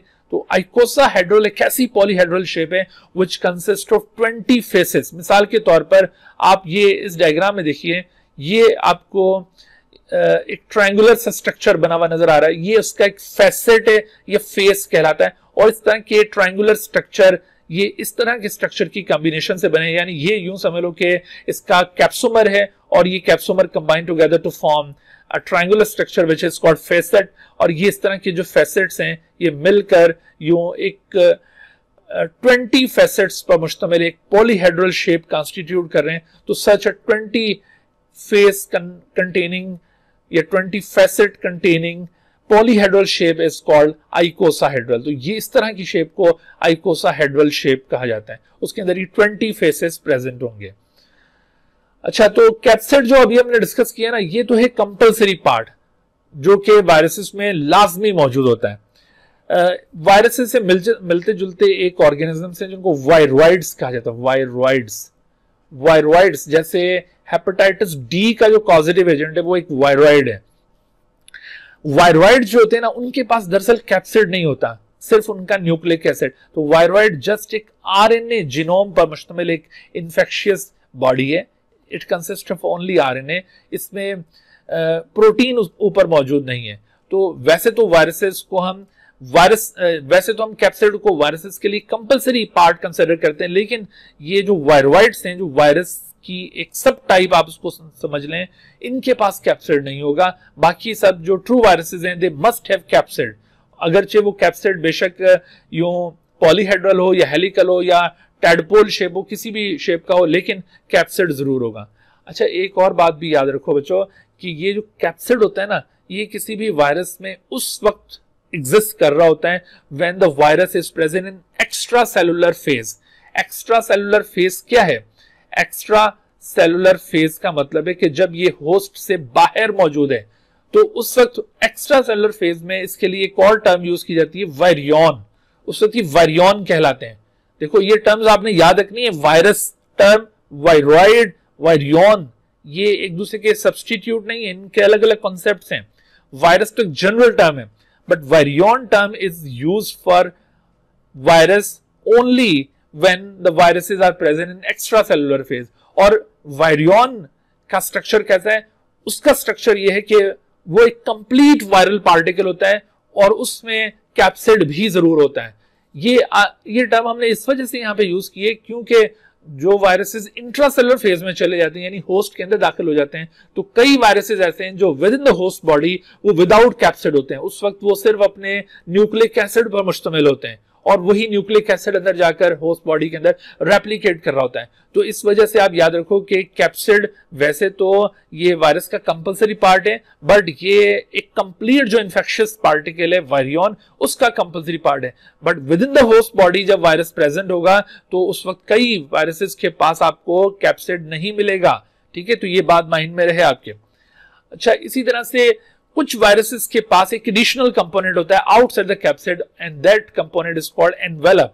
एक्चुअली ये जो एनवेलप है ना, ये एक तो तमाम वायरसेस के पास मौजूद नहीं है और दूसरा अक्सर ये एनिमल वायरसेस के पास मौजूद होता है, और दूसरा ये कि ये जो एनवेलप है ये ऐसा पार्ट है जिसके बारे में हम ज्यूम कर सकते हैं कि ये वायरल बॉडी का अपना पार्ट नहीं है। वो कैसे? असल में देखो, बाज एनिमल वायरसेस जब अपने होस्ट बॉडी से बाहर निकलते हैं, जैसे ये होस्ट बॉडी से बाहर निकल रहा है कोई वायरस, तो ये होस्ट बॉडी की मेम्ब्रेन को अपने ऊपर इनक्लोज कर लेता है और इस तरह से ये भागते भागते उसकी मेम्ब्रेन का पोर्शन अपने ऊपर इनक्लोज करके ले आता है। तो ये होस्ट की मेम्ब्रेन का एक पार्ट है, लिपोप्रोटीन कवरिंग है ये, जिसे एनवेलप का नाम दिया गया। जैसा कि HIV के बाहर आपको ये एनवेलप नजर आ रही है, जबकि बैक्टीरियोफेजेस के पास ये एनवेलप नहीं है। तो जिन वायरसेस के पास एनवेलप मौजूद होता है उनको एनवेलप्ड वायरसेस कहा जाता है, और जिनके पास नहीं है वो नॉन एनवेलप्ड या उनको नेकेड वायरसेस कहा जाएगा। तो ये बैक्टीरियोफेज एक नॉन एनवेलप्ड वायरस है, और या इसको नेकेड वायरस कहना चाहिए, जबकि इसके बरक्स आप HIV देख रहे हैं, ये एक एनवेलप्ड वायरस है। ठीक होगी बात? अच्छा, अगर आपसे एक सवाल पूछा जाए, जैसे कोई वायरस किसी होस्ट बॉडी के अंदर दाखिल होगा, तो हमने कहा कि वो रेप्लिकेट करता है और अपने बॉडी के कंपोनेंट्स को सिंथेसाइज करता है और बाद में फिर उसकी असेंबली होगी। अगर आपसे पूछा जाए कि during the replication of virus with in the host body which of the following part is not replicated, तो उसमें ऑप्शंस में अगर एनवेलप गिवन है तो आपने एनवेलप को चूज करना है, क्योंकि ये ऐसा पार्ट होगा जो कि with in the host body replicate नहीं होगा। वो क्यों? क्योंकि अभी मैंने आपको बताया कि एनवेलप ये वायरल बॉडी का अपना पार्ट एक्चुअली है ही नहीं, ये तो वायरसेस बाहर निकलते हुए उसकी मेम्ब्रेन को अपने ऊपर इनक्लोज करके ले आते हैं। लिहाजा with in the host body even capsid भी रेप्लिकेट हो रहा होगा, इवन उसका न्यूक्लिक एसिड भी रेप्लिकेट होगा। इसके अलावा आपको वायरस के जो एंजाइम्स हैं उसकी भी रेप्लिकेशन नजर आएगी, बट आपको ये जो एनवेलप है उसकी रेप्लिकेशन नजर नहीं आएगी। ठीक है, अच्छा, ये तो हो गया कोड। अब उसके अंदर क्या है? उसके अंदर मौजूद है कोर। कोर मैंने आपको बताया इनर पोर्शन है किसी भी वायरल पार्टिकल का, and this inner portion consist of nucleic acid, जो कि दरअसल इसका जीनोम कहलाता है। जीनोम, इसको न्यूक्लिक एसिड भी कह सकते हैं, या फिर ये जीनोम किस चीज पर मुश्तमिल है? इट कंसिस्ट ऑफ DNA और RNA। कभी भी वायरस में याद रखो ये दोनों इकट्ठे मौजूद नहीं होते, या वायरस में DNA होगा या फिर RNA होगा। या फिर आपको यहां पर एक और एक्सेप्शन नजर आएगी कि आमतौर पर हम DNA के बारे में अज्यूम करते हैं कि DNA is double stranded molecule, but there are certain viruses which don't have double stranded virus DNA। उनके पास जो DNA मौजूद है वो सिंगल स्ट्रैंडेड है और कुछ के बाद डबल स्ट्रैंडेड भी है। तो ये single stranded DNA is only found in the viruses, some viruses, not in all. इसी तरह से RNA is generally supposed to be a double-stranded molecule, but generally it is supposed to be single-stranded molecule. लेकिन in some viruses double-stranded RNA may also be present. तो देखो ये RNA में भी आपको एक्सेप्शन वायरसेस में नजर आएगी, तो ये वाली बातें भी आपको याद हों। अच्छा, फिर कुछ वायरसेस में कोर वाले हिस्से के अंदर कुछ खास एंजाइम्स भी मौजूद होते हैं, कुछ एडिशनल प्रोटीन्स मौजूद होती हैं जो वायरल रेप्लिकेशन को फैसिलिटेट करती हैं with in the host body. अगरचे ये भी इसने होस्ट बॉडी से सिंथेसाइज करवाए होते हैं और उनको अपने अंदर इनक्लोज कर लेते हैं, तो ये एंजाइम्स भी कोर का पार्ट कंसिडर किए जाएंगे। लेकिन एंजाइम्स तमाम वायरसेस का इंटेग्रल पार्ट नहीं है। तमाम वायरसेस के जो कंपलसरी पार्ट होंगे या वायरियन के कंपलसरी पार्ट्स आपसे अगर पूछा जाए कि which of the following component must be present in a virion, तो एक तो capsid must be present and secondly nucleic acid either DNA और RNA must be present in a virion. लेकिन बाकी जो कंपोनेंट्स हैं they may be present in virion और may not be present. ठीक होगी बात। और जब होस्ट के अंदर मौजूद होगा तो उस वक्त वो लाजमी सिर्फ न्यूक्लिक एसिड की फॉर्म में होगा, उस वक्त उसके साथ कैप्सिड भी नहीं होगा। ठीक। अच्छा, वैसे तो आमतौर पर हम यहां पर ये कहते हैं कि which of the following is a heredity molecule. अगर इन जनरल सवाल हो तो आपने डीएनए को हेरिडिटी मॉलिक्यूल सपोज करना है, लेकिन वायरसेस के हवाले से अगर ये बात हो रही है तो which of the following molecule may act as a heredity molecule in viruses, तो उसमें आपने आरएनए को यहां पर कंसिडर करना है कि आरएनए एक ऐसा मॉलिक्यूल है जो वायरसेस के अंदर हेरिडिटरी मॉलिक्यूल के तौर पर एक्ट करता है, जैसे कुछ वायरसेस में आरएनए एग्जिस्ट कर रहा है। अच्छा, वायरसेस की शेप के हवाले से आपने ना ये शेप्स जरूर याद रखनी है। ये पंजाब की बुक में से ये ली गई ये पिक्चर, तो वहां पर आपको ये कुछ वायरसेस के नाम और उसके साथ साथ आपको ये शेप्स उनकी दिखाई गई हैं। तो बाज़ वक़्त एमसीक्यूज में ना ये शेप यहां से इस तरह क्रॉप करके तो ये दी हुई होती है पेपर के अंदर और उसको आइडेंटिफाई करना होता है कि ये कौन सा वायरस है। तो आप इन शेप्स को जरूर रिव्यू कर लीजिए, ठीक है, ताकि अगर यहां से कोई सवाल है, और ऐसा सवाल माजी में आ भी चुके हैं, तो इस वजह से आपने इसको भी इग्नोर नहीं करना। अच्छा, अब आते हैं जी क्लासिफिकेशन ऑफ वायरसेस। वायरसेस की जो क्लासिफिकेशन है उसको हम डिफरेंट पॉइंट ऑफ व्यू से डिस्कस कर सकते हैं। जैसे बेस्ड अपॉन होस्ट वायरसेस को क्लासिफाई किया जा सकता है। बेस्ड अपॉन होस्ट अगर हम वायरसेस को क्लासिफाई करते हैं तो ऐसी सूरत में बैक्टीरियोफेजेस जो बैक्टीरिया के ऊपर अटैक करते हैं, जिनमें आप एग्जांपल्स में टी फेजेस या लैम्डा फेजेस का जिक्र कर सकते हैं। इसी तरह से प्लांट वायरसेस जिसमें आप एग्जांपल देख रहे हैं टोबैको मोज़ेक वायरस या पोटैटो येलो ड्वार्फ वायरस, तो इस तरह की और भी कई एग्जांपल्स हैं जो प्लांट के वायरसेस के तौर पर एक्ट कर रहे होते हैं। अच्छा, जैसे अभी हम वायरॉइड्स का जिक्र कर रहे थे ना, तो वायरॉइड्स भी अक्सर प्लांट में डिजीजेस कॉज करते हैं, एक्सेप्ट वो जो हेपेटाइटिस डी का वायरॉइड है वो सिर्फ एक एनिमल वायरॉइड है। Otherwise generally viroids also belong to the plant viruses. और फिर इसी तरह से देखिए कि एनिमल वायरसेस एक तीसरा ग्रुप है, यानी वो जो एनिमल सेल के अंदर डिजीज कॉज करते हैं। तो एनिमल वायरसेस में आप देखिए कि इनकी बॉडी में ये सेवरल वायरसेस यहाँ पे पॉइंट आउट किए हुए हैं। इनकी एग्जांपल्स भी आपको याद रखनी होंगी कि viruses which cause foot and mouth disease in livestock, ये एनिमल वायरस की एग्जांपल है। ये रॉ सार्कोमा वायरस है, इसी तरह पेपो वायरसेस हैं, पॉक्स वायरसेस हैं, पेकोरना वायरस है। ये सारी एग्जांपल आपको याद होनी चाहिए। इनसे किस वायरस से कौन सी डिजीज कॉज हो रही है, ये सारा याद करने वाला पोर्शन है, ठीक है। अच्छा, उसके बाद फिर देखिए बेस्ड अपॉन स्ट्रक्चर या कैप्सिड की बुनियाद के ऊपर अगर वायरसेस को क्लासिफाई किया जाए तो ऐसी सूरत में आप एक हेलिकल कैप्सिड रखने वाले वायरसेस को एनलिस्ट कर सकते हैं, such as tobacco mosaic virus. इसका कैप्सिड हेलिकल इन नेचर है। इसी तरह से आप पॉलीहेड्रल शेप रखने वाले जो कैप्सिड हैं, कैप्सिड रखने वाले जो वायरसेस हैं, उनको एनलिस्ट कर सकते हैं, लाइक एडिनो वायरस। और इसमें भी ज्यादा जो कॉमन शेप होगी वो आइकोसाहेड्रल शेप है। और तीसरा ग्रुप एनवेलप्ड वायरसेस का होगा, जिसकी सरफेस के ऊपर इस तरह ग्लाइकोप्रोटीन स्पाइक्स मौजूद होते हैं। ग्लाइकोप्रोटीन स्पाइक्स ये स्टडेड होंगे, उनके ऊपर जुड़े हुए होंगे। जैसे आपने अभी HIV का स्ट्रक्चर देखा, या कोरोना का स्ट्रक्चर देखें, कोरोना वायरस का, तो उनकी सरफेस के ऊपर इस तरह ग्लाइकोप्रोटीन स्पाइक्स मौजूद होते हैं। अच्छा, अगर आपसे पूछा जाए ना कि वायरस का कौन सा बॉडी पार्ट है जो वायरस को होस्ट स्पेसिफिक बनाता है, तो वो वायरस के ये स्पाइक्स होते हैं, ग्लाइकोप्रोटीन स्पाइक। बेशक कोई इन्वेलप्ड वायरस हो या नॉन इन्वेलप्ड वायरस हो, दोनों के पास ये स्पाइक्स मौजूद होते हैं। And with the help of spikes virus becomes host specific. ये पॉइंट माइंड में रहे आपके। तो इस तरह के एग्जांपल आप ये एनवेलप्ड वायरसेस की, influenza virus, HIV, corona virus, ये कोड कर सकते हैं। अच्छा, उसके बाद फिर ये viruses having a complex capsid consisting of polyhedral head and a helical tail, तो ये टेडपोल शेप वायरसेस होते हैं, सच एज बैक्टीरियोफेजेस। ये एक अलग ग्रुप हो जाएगा। तो बेस्ड अपॉन स्ट्रक्चर या कैप्सिड आप इन ग्रुप्स में इनको क्लासिफाई कर सकते हैं। अच्छा, इसके अलावा बेस्ड अपॉन कंपोजिशन यानी जीनोम कंपोजिशन, या इसको न्यूक्लिक एसिड केमिस्ट्री भी कहा जाता है, न्यूक्लिक एसिड केमिस्ट्री। तो based upon nucleic acid chemistry, nucleic acid chemistry.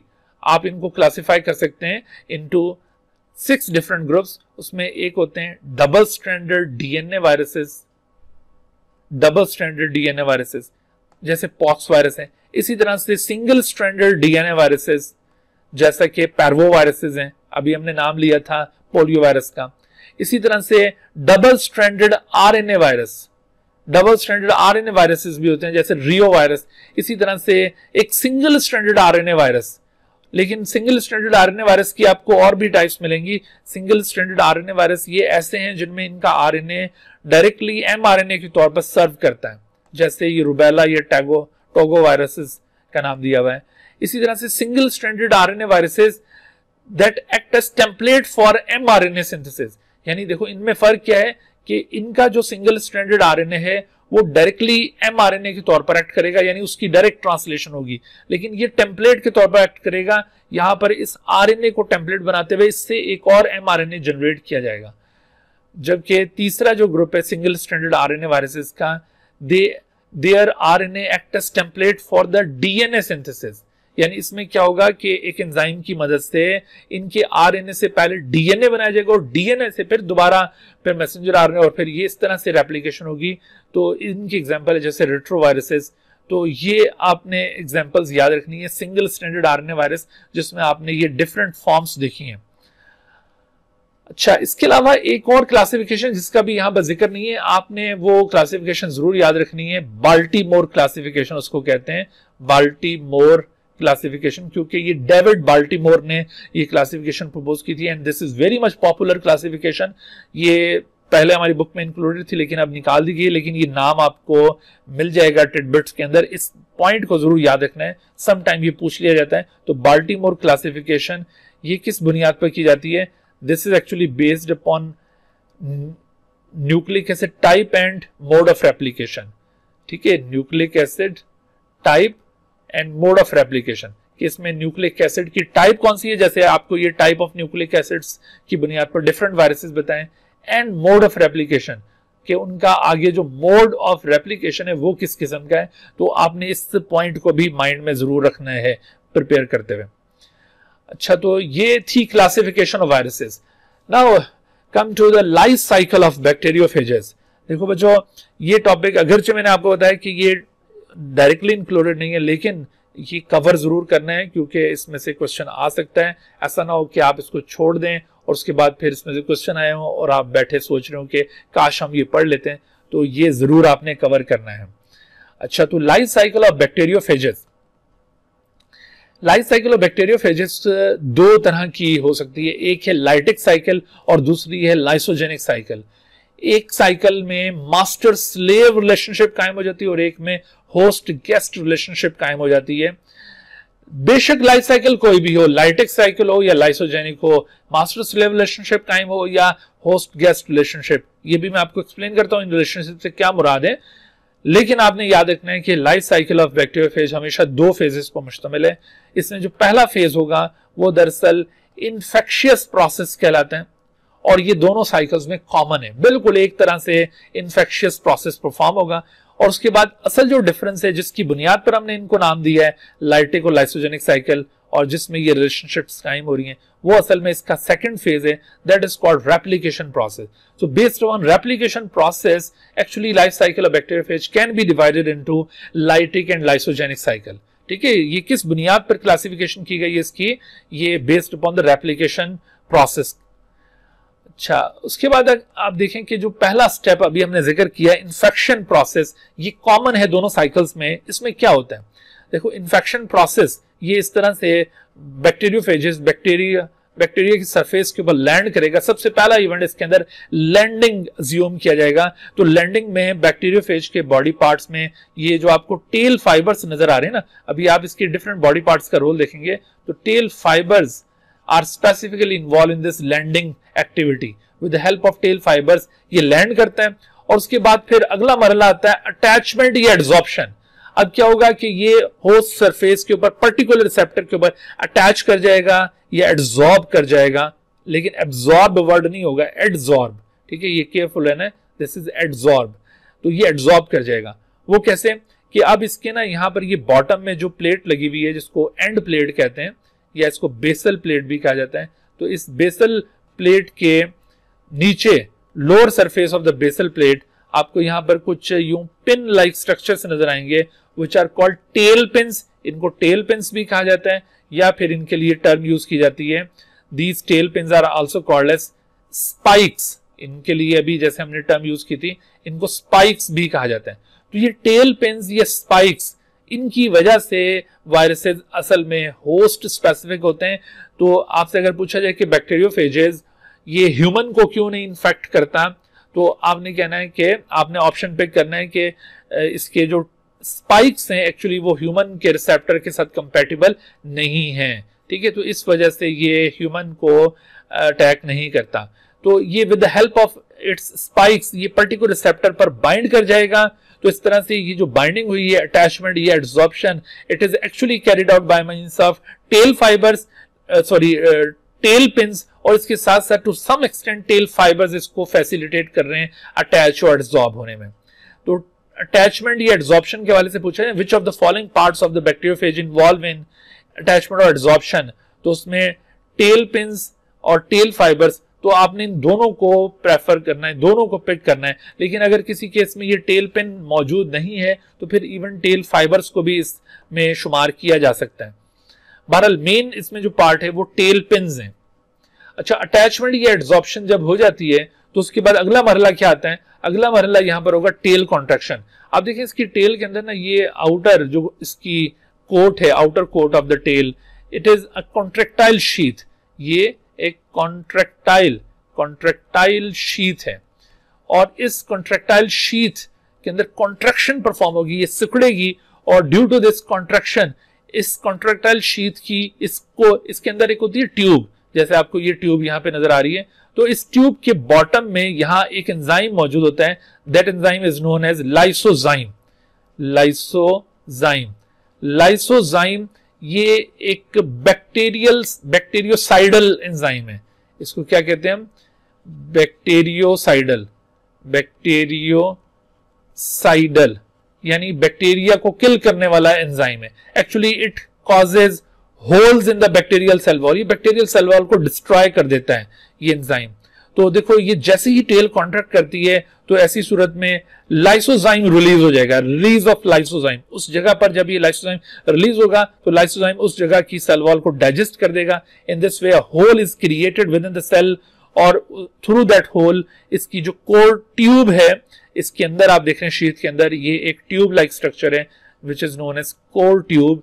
तो this core tube will be penetrated into the bacterial cytoplasm just like the needle of the syringe. जैसे हम syringe की needle को इंजेक्शन लगाते हुए अंदर penetrate करते हैं, जस्ट लाइक दैट ये ट्यूब अंदर पेनिट्रेट कर जाएगी। एंड आफ्टर द पेनिट्रेशन जो इसका जीनोम इसके कैप्सिड के अंदर मौजूद था, that genome will be released into the host cytoplasm. This is known as DNA injection.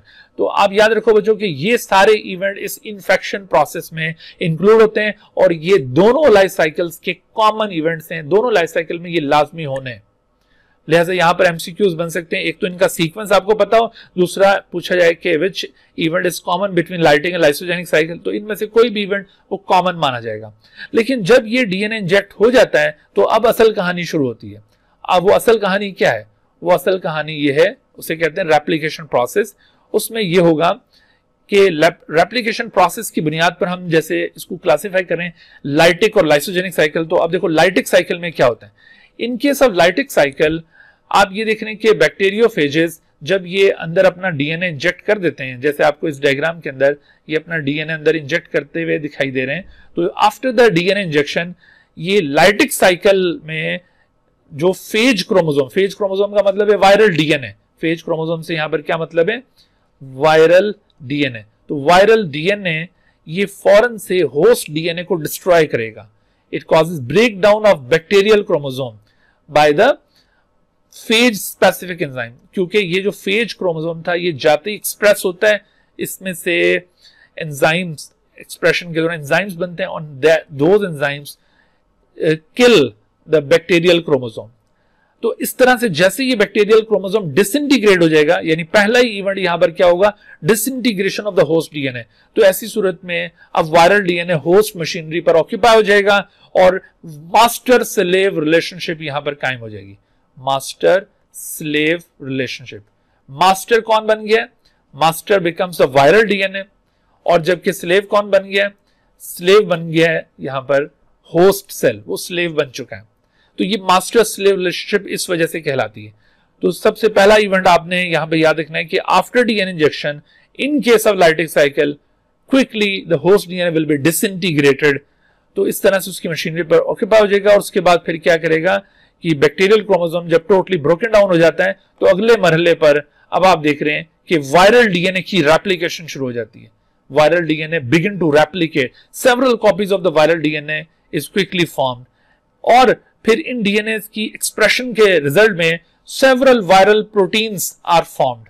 Different जो उसकी शीथ की प्रोटीन्स थी, उसकी कैप्सिड की प्रोटीन्स थी, या फिर उसकी टेल फाइबर, ये सारी प्रोटीन सिंथेसाइज होती हैं। दरअसल इन दोनों इवेंट्स को कलेक्टिवली वायरल मल्टीप्लीकेशन कहा जाता है, यानी वायरस मल्टीप्लाई करते जा रहे हैं। मल्टीप्लाई यहां पर होस्ट की मल्टीप्लीकेशन नहीं, बल्कि इन दोनों इवेंट्स को कलेक्टिवली क्या कहेंगे हम, मल्टीप्लीकेशन। सो ये दोनों इवेंट कलेक्टिवली मल्टीप्लीकेशन कहलाएंगे। वायरस की मल्टीप्लीकेशन हो रही है, मल्टीप्लीकेशन, और इस मल्टीप्लीकेशन के नतीजे में जब सेवरल वायरल पार्टिकल्स के कंपोनेंट्स तैयार हो जाते हैं तो अब होगी इनकी असेंबली। असेंबली को आप मैचुरेशन भी कह सकते हैं। यहां पर इनकी होगी अब मैचुरेशन। तो इस मैचुरेशन के नतीजे में कंप्लीट वायरल पार्टिकल, जिनको वायरियॉन्स कहा जाता है, दे विल बी फॉर्म्ड। तो जब ये वायरियॉन्स कंप्लीटली फॉर्म हो जाते हैं तो इस दौरान में बहुत सारा लाइसोजाइम भी प्रोड्यूस हो चुका होता है। तो वो लाइसोजाइम बैक्टीरियल सेल वॉल को वीक कर देता है और बैक्टीरिया यूं बस्ट कर जाते हैं, और ये सारे वायरसेस जो बैक्टीरिया के अंदर प्रोड्यूस होते हैं ये यहां से बाहर निकल जाएंगे। सो असेंबली के बाद आखिरी इवेंट लाइसिस एंड रिलीज होगा। तो ये बाहर निकलते हुए अपने होस्ट सेल को बस्ट कर देते हैं और इस तरह से ये बाहर निकल आते हैं। तो ये आपने sequence of event during lytic cycle याद रखना है। This was the lytic cycle of bacteriophage. लेकिन अब देखो अगर लाइसोजेनिक साइकिल हो तो उसमें क्या होगा। In case of lysogenic cycle, दूसरी साइकिल है लाइसोजेनिक साइकिल, इसमें ये होता है कि देखो यहां से जैसे ये डीएनए इंजेक्ट हुआ, तो डीएनए इंजेक्ट होने के बाद अगर ये होस्ट डीएनए को डिस्ट्रॉय कर देता तो फिर तो ये लाइटिक साइकिल शुरू हो जाती। लेकिन दूसरी पॉसिबिलिटी क्या है कि होस्ट डीएनए को डिस्ट्रॉय करने के बजाय the viral DNA becomes incorporated into the host DNA. This event is known as integration. ये जो वायरल डीएनए की होस्ट डीएनए के अंदर इनकॉर्पोरेशन हो रही है, इसको इंटीग्रेशन कहते हैं। उसके अंदर इंसर्ट हो गया, इंटीग्रेट कर गया, और अब जब ये इंटीग्रेट कर जाएगा तो ये इनएक्टिव हो जाएगा। Such an inactive phase is called lysogeny. इस प्रोसेस को लाइसोजेनी भी कहा जाता है, जिसमें ये रिमेन इनएक्टिव, ठीक है, through out this phase it remain inactive. तो इस फेज को लाइसोजेनी भी कहते हैं। इसी वजह से साइकिल का नाम लाइसोजेनिक है। यानी यूं समझ लो कि इट बिकम्स डॉर्मेंट, ये उसको अफेक्ट नहीं करेगा, ये डॉर्मेंट बन जाएगा। अच्छा, अब जब ये डॉर्मेंट हो गया, उसका पार्ट बन गया, तो बैक्टीरिया को पता ही नहीं है बाहर से कोई चीज आई है और उसके अंदर वो छुपी बैठी हुई है। यानी इस तरह से बैक्टीरिया उसकी खातिर तवाज़ा कर रहा है। कौन सी रिलेशनशिप कायम हो गई है, होस्ट गेस्ट रिलेशनशिप। तो इस होस्ट गेस्ट रिलेशनशिप का अख्तिताम कैसे होगा, ये होस्ट गेस्ट रिलेशनशिप हो सकता है कि उसी जनरेशन तक कायम रहे और उसी जनरेशन में दोबारा से ये इस वायरल डीएनए को सेपरेट होने का मौका मिल जाए, तो वो सेपरेट होते ही दोबारा वो उसको डस लेगा, यानी उसके डीएनए को डिस्ट्रॉय कर देगा और उसकी मशीनरी पर ऑक्यूपाई हो जाएगा। हो सकता है कि नेक्स्ट जनरेशन में उसको ये मौका मिले। देखो ये बैक्टीरिया नॉर्मली डिवाइड करके अपनी अगली जनरेशन बना रहे हैं, तो अगली जनरेशन में उसको मौका मिले, हो सकता है उससे अगली जनरेशन में। तो इस तरह से किसी भी नेक्स्ट जनरेशन के अंदर या उसी जनरेशन के अंदर अगर ये वायरल डीएनए होस्ट डीएनए से सेपरेट हो जाए तो ये आस्तीन के सांप की तरह ये उसको डस लेगा जिसके अंदर वो छुपा बैठा था, और आखिरकार इसने वही काम करना जिस मकसद के लिए ये आया था। यानी जैसे ही ये होस्ट डीएनए से सेपरेट होगा और लाइटिक साइकिल को स्टार्ट करेगा, इस इवेंट को हम कहेंगे इंडक्शन यानी किस चीज की इंडक्शन हो रही है, लाइटिक साइकिल की। और इंडक्शन के बाद अब वही काम जो लाइटिक साइकिल में आपने मुलाहिजा किए थे, यानी disintegration of the host DNA, और उसके बाद फिर वायरल कंपोनेंट सिंथेसाइज होंगे जिसमें वायरल डीएनए की रेप्लिकेशन शामिल है, और इसके अलावा वायरल प्रोटीन सिंथेसिस है। और इन दोनों इवेंट को जैसे मैंने बताया था कि मल्टीप्लीकेशन कहा जाता है, यानी वायरस की मल्टीप्लीकेशन हो रही है। याद रखो यहां पर हम होस्ट की मल्टीप्लीकेशन की बात नहीं कर रहे। होस्ट की मल्टीप्लीकेशन ये इस सेंस में यहाँ लाइसोजेनिक साइकिल में हुई थी, जब ये उसकी अंदर छुपा बैठा था तो उस वक्त होस्ट डिवाइड कर रहा था, तो वो सिर्फ होस्ट मल्टीप्लीकेशन होगी। अदरवाइज हम यहाँ पर अब वायरल मल्टीप्लीकेशन की बात कर रहे हैं। एंड आफ्टर वायरल मल्टीप्लीकेशन ये असेंबली शुरू हो जाएगी, और फिर आखिर में असेंबली के बाद कंप्लीट वायरल पार्टिकल्स ये सेल को बस्ट करके उससे बाहर निकल आएंगे। तो इस तरह से लाइसेज एंड रिलीज, तो ये सीक्वेंस ऑफ इवेंट आप देख रहे हैं ये लाइसोजेनिक साइकिल में आएगा। इन्फेक्शियस फेज, इन्फेक्शियस प्रोसेस दोनों के अंदर बिल्कुल एक जैसा है, लेकिन रेप्लिकेशन प्रोसेस ये दोनों में थोड़ा मुख्तलिफ है। सिर्फ दो फेजेस का डिफरेंस है, एक ही इंडक्शन फेज और दूसरा आपने ये इंटीग्रेशन एंड लाइसोजेनी याद रखना है, बाकी सारा वही है। अच्छा, यहां पर सीक्वेंस ऑफ इवेंट के ऊपर बड़े क्वेश्चन बनते हैं, आपने जरूर याद रखना है इस सीक्वेंस को। सो ये थी लाइटिक और लाइसोजेनिक साइकिल ऑफ बैक्टीरियोफेज। अच्छा, उसके बाद अब ये HIV की तरफ। HIV इसका थोड़ा सा स्ट्रक्चर रिव्यू कर लेते हैं और उसके बाद इसकी भी हमने लाइफ साइकिल और एड्स को हमने डिटेल के साथ कवर करना है। जी बच्चों, तो HIV ये जैसे अभी आपको बताया था कि ये इन्वेलप्ड वायरस है, ये एक RNA एनवेलप्ड वायरस है। एक्चुअली ये डबल स्ट्रैंडेड RNA वायरस है, double stranded RNA enveloped virus. और ये double stranded RNA enveloped virus ये दरअसल ये वायरस ये रेट्रोवायरसेस के ग्रुप से बिलोंग करता है। HIV belongs to retroviruses. Retroviruses के हवाले से आपने ये भी याद रखना है कि ये ऑन्कोवायरसेस भी कहलाते हैं, because sometime they also cause cancer in their host, तो ऑन्कोवायरसेस भी इन्हें कहा जाता है। तो रेट्रोवायरसेस से बिलोंग करने वाला ये HIV ये डिस्कवर हुआ था 1984 के अंदर। 1984 में ये फर्स्ट टाइम रिपोर्ट हुआ और फिर 1986 के अंदर इसको नेम किया गया एज ह्यूमन इम्यूनोडेफिशिएंसी वायरस। इस वायरस की बॉडी का अगर आप स्ट्रक्चर देखें तो आपको नजर आता है कि कॉनिकल शेप का एक कैप्सिड है जिसके अंदर इसके RNA जीनोम और कुछ एंजाइम्स यहाँ पर एम्बेडेड हैं। जैसे आपको ये रिवर्स ट्रांसक्रिप्टेज एंजाइम नजर आ रहा है, इसके अलावा यहाँ पर कुछ और एंजाइम्स भी मौजूद होते हैं और उन एंजाइम्स में एक का नाम है इंटीग्रेज एंजाइम और दूसरे का नाम है protease enzyme.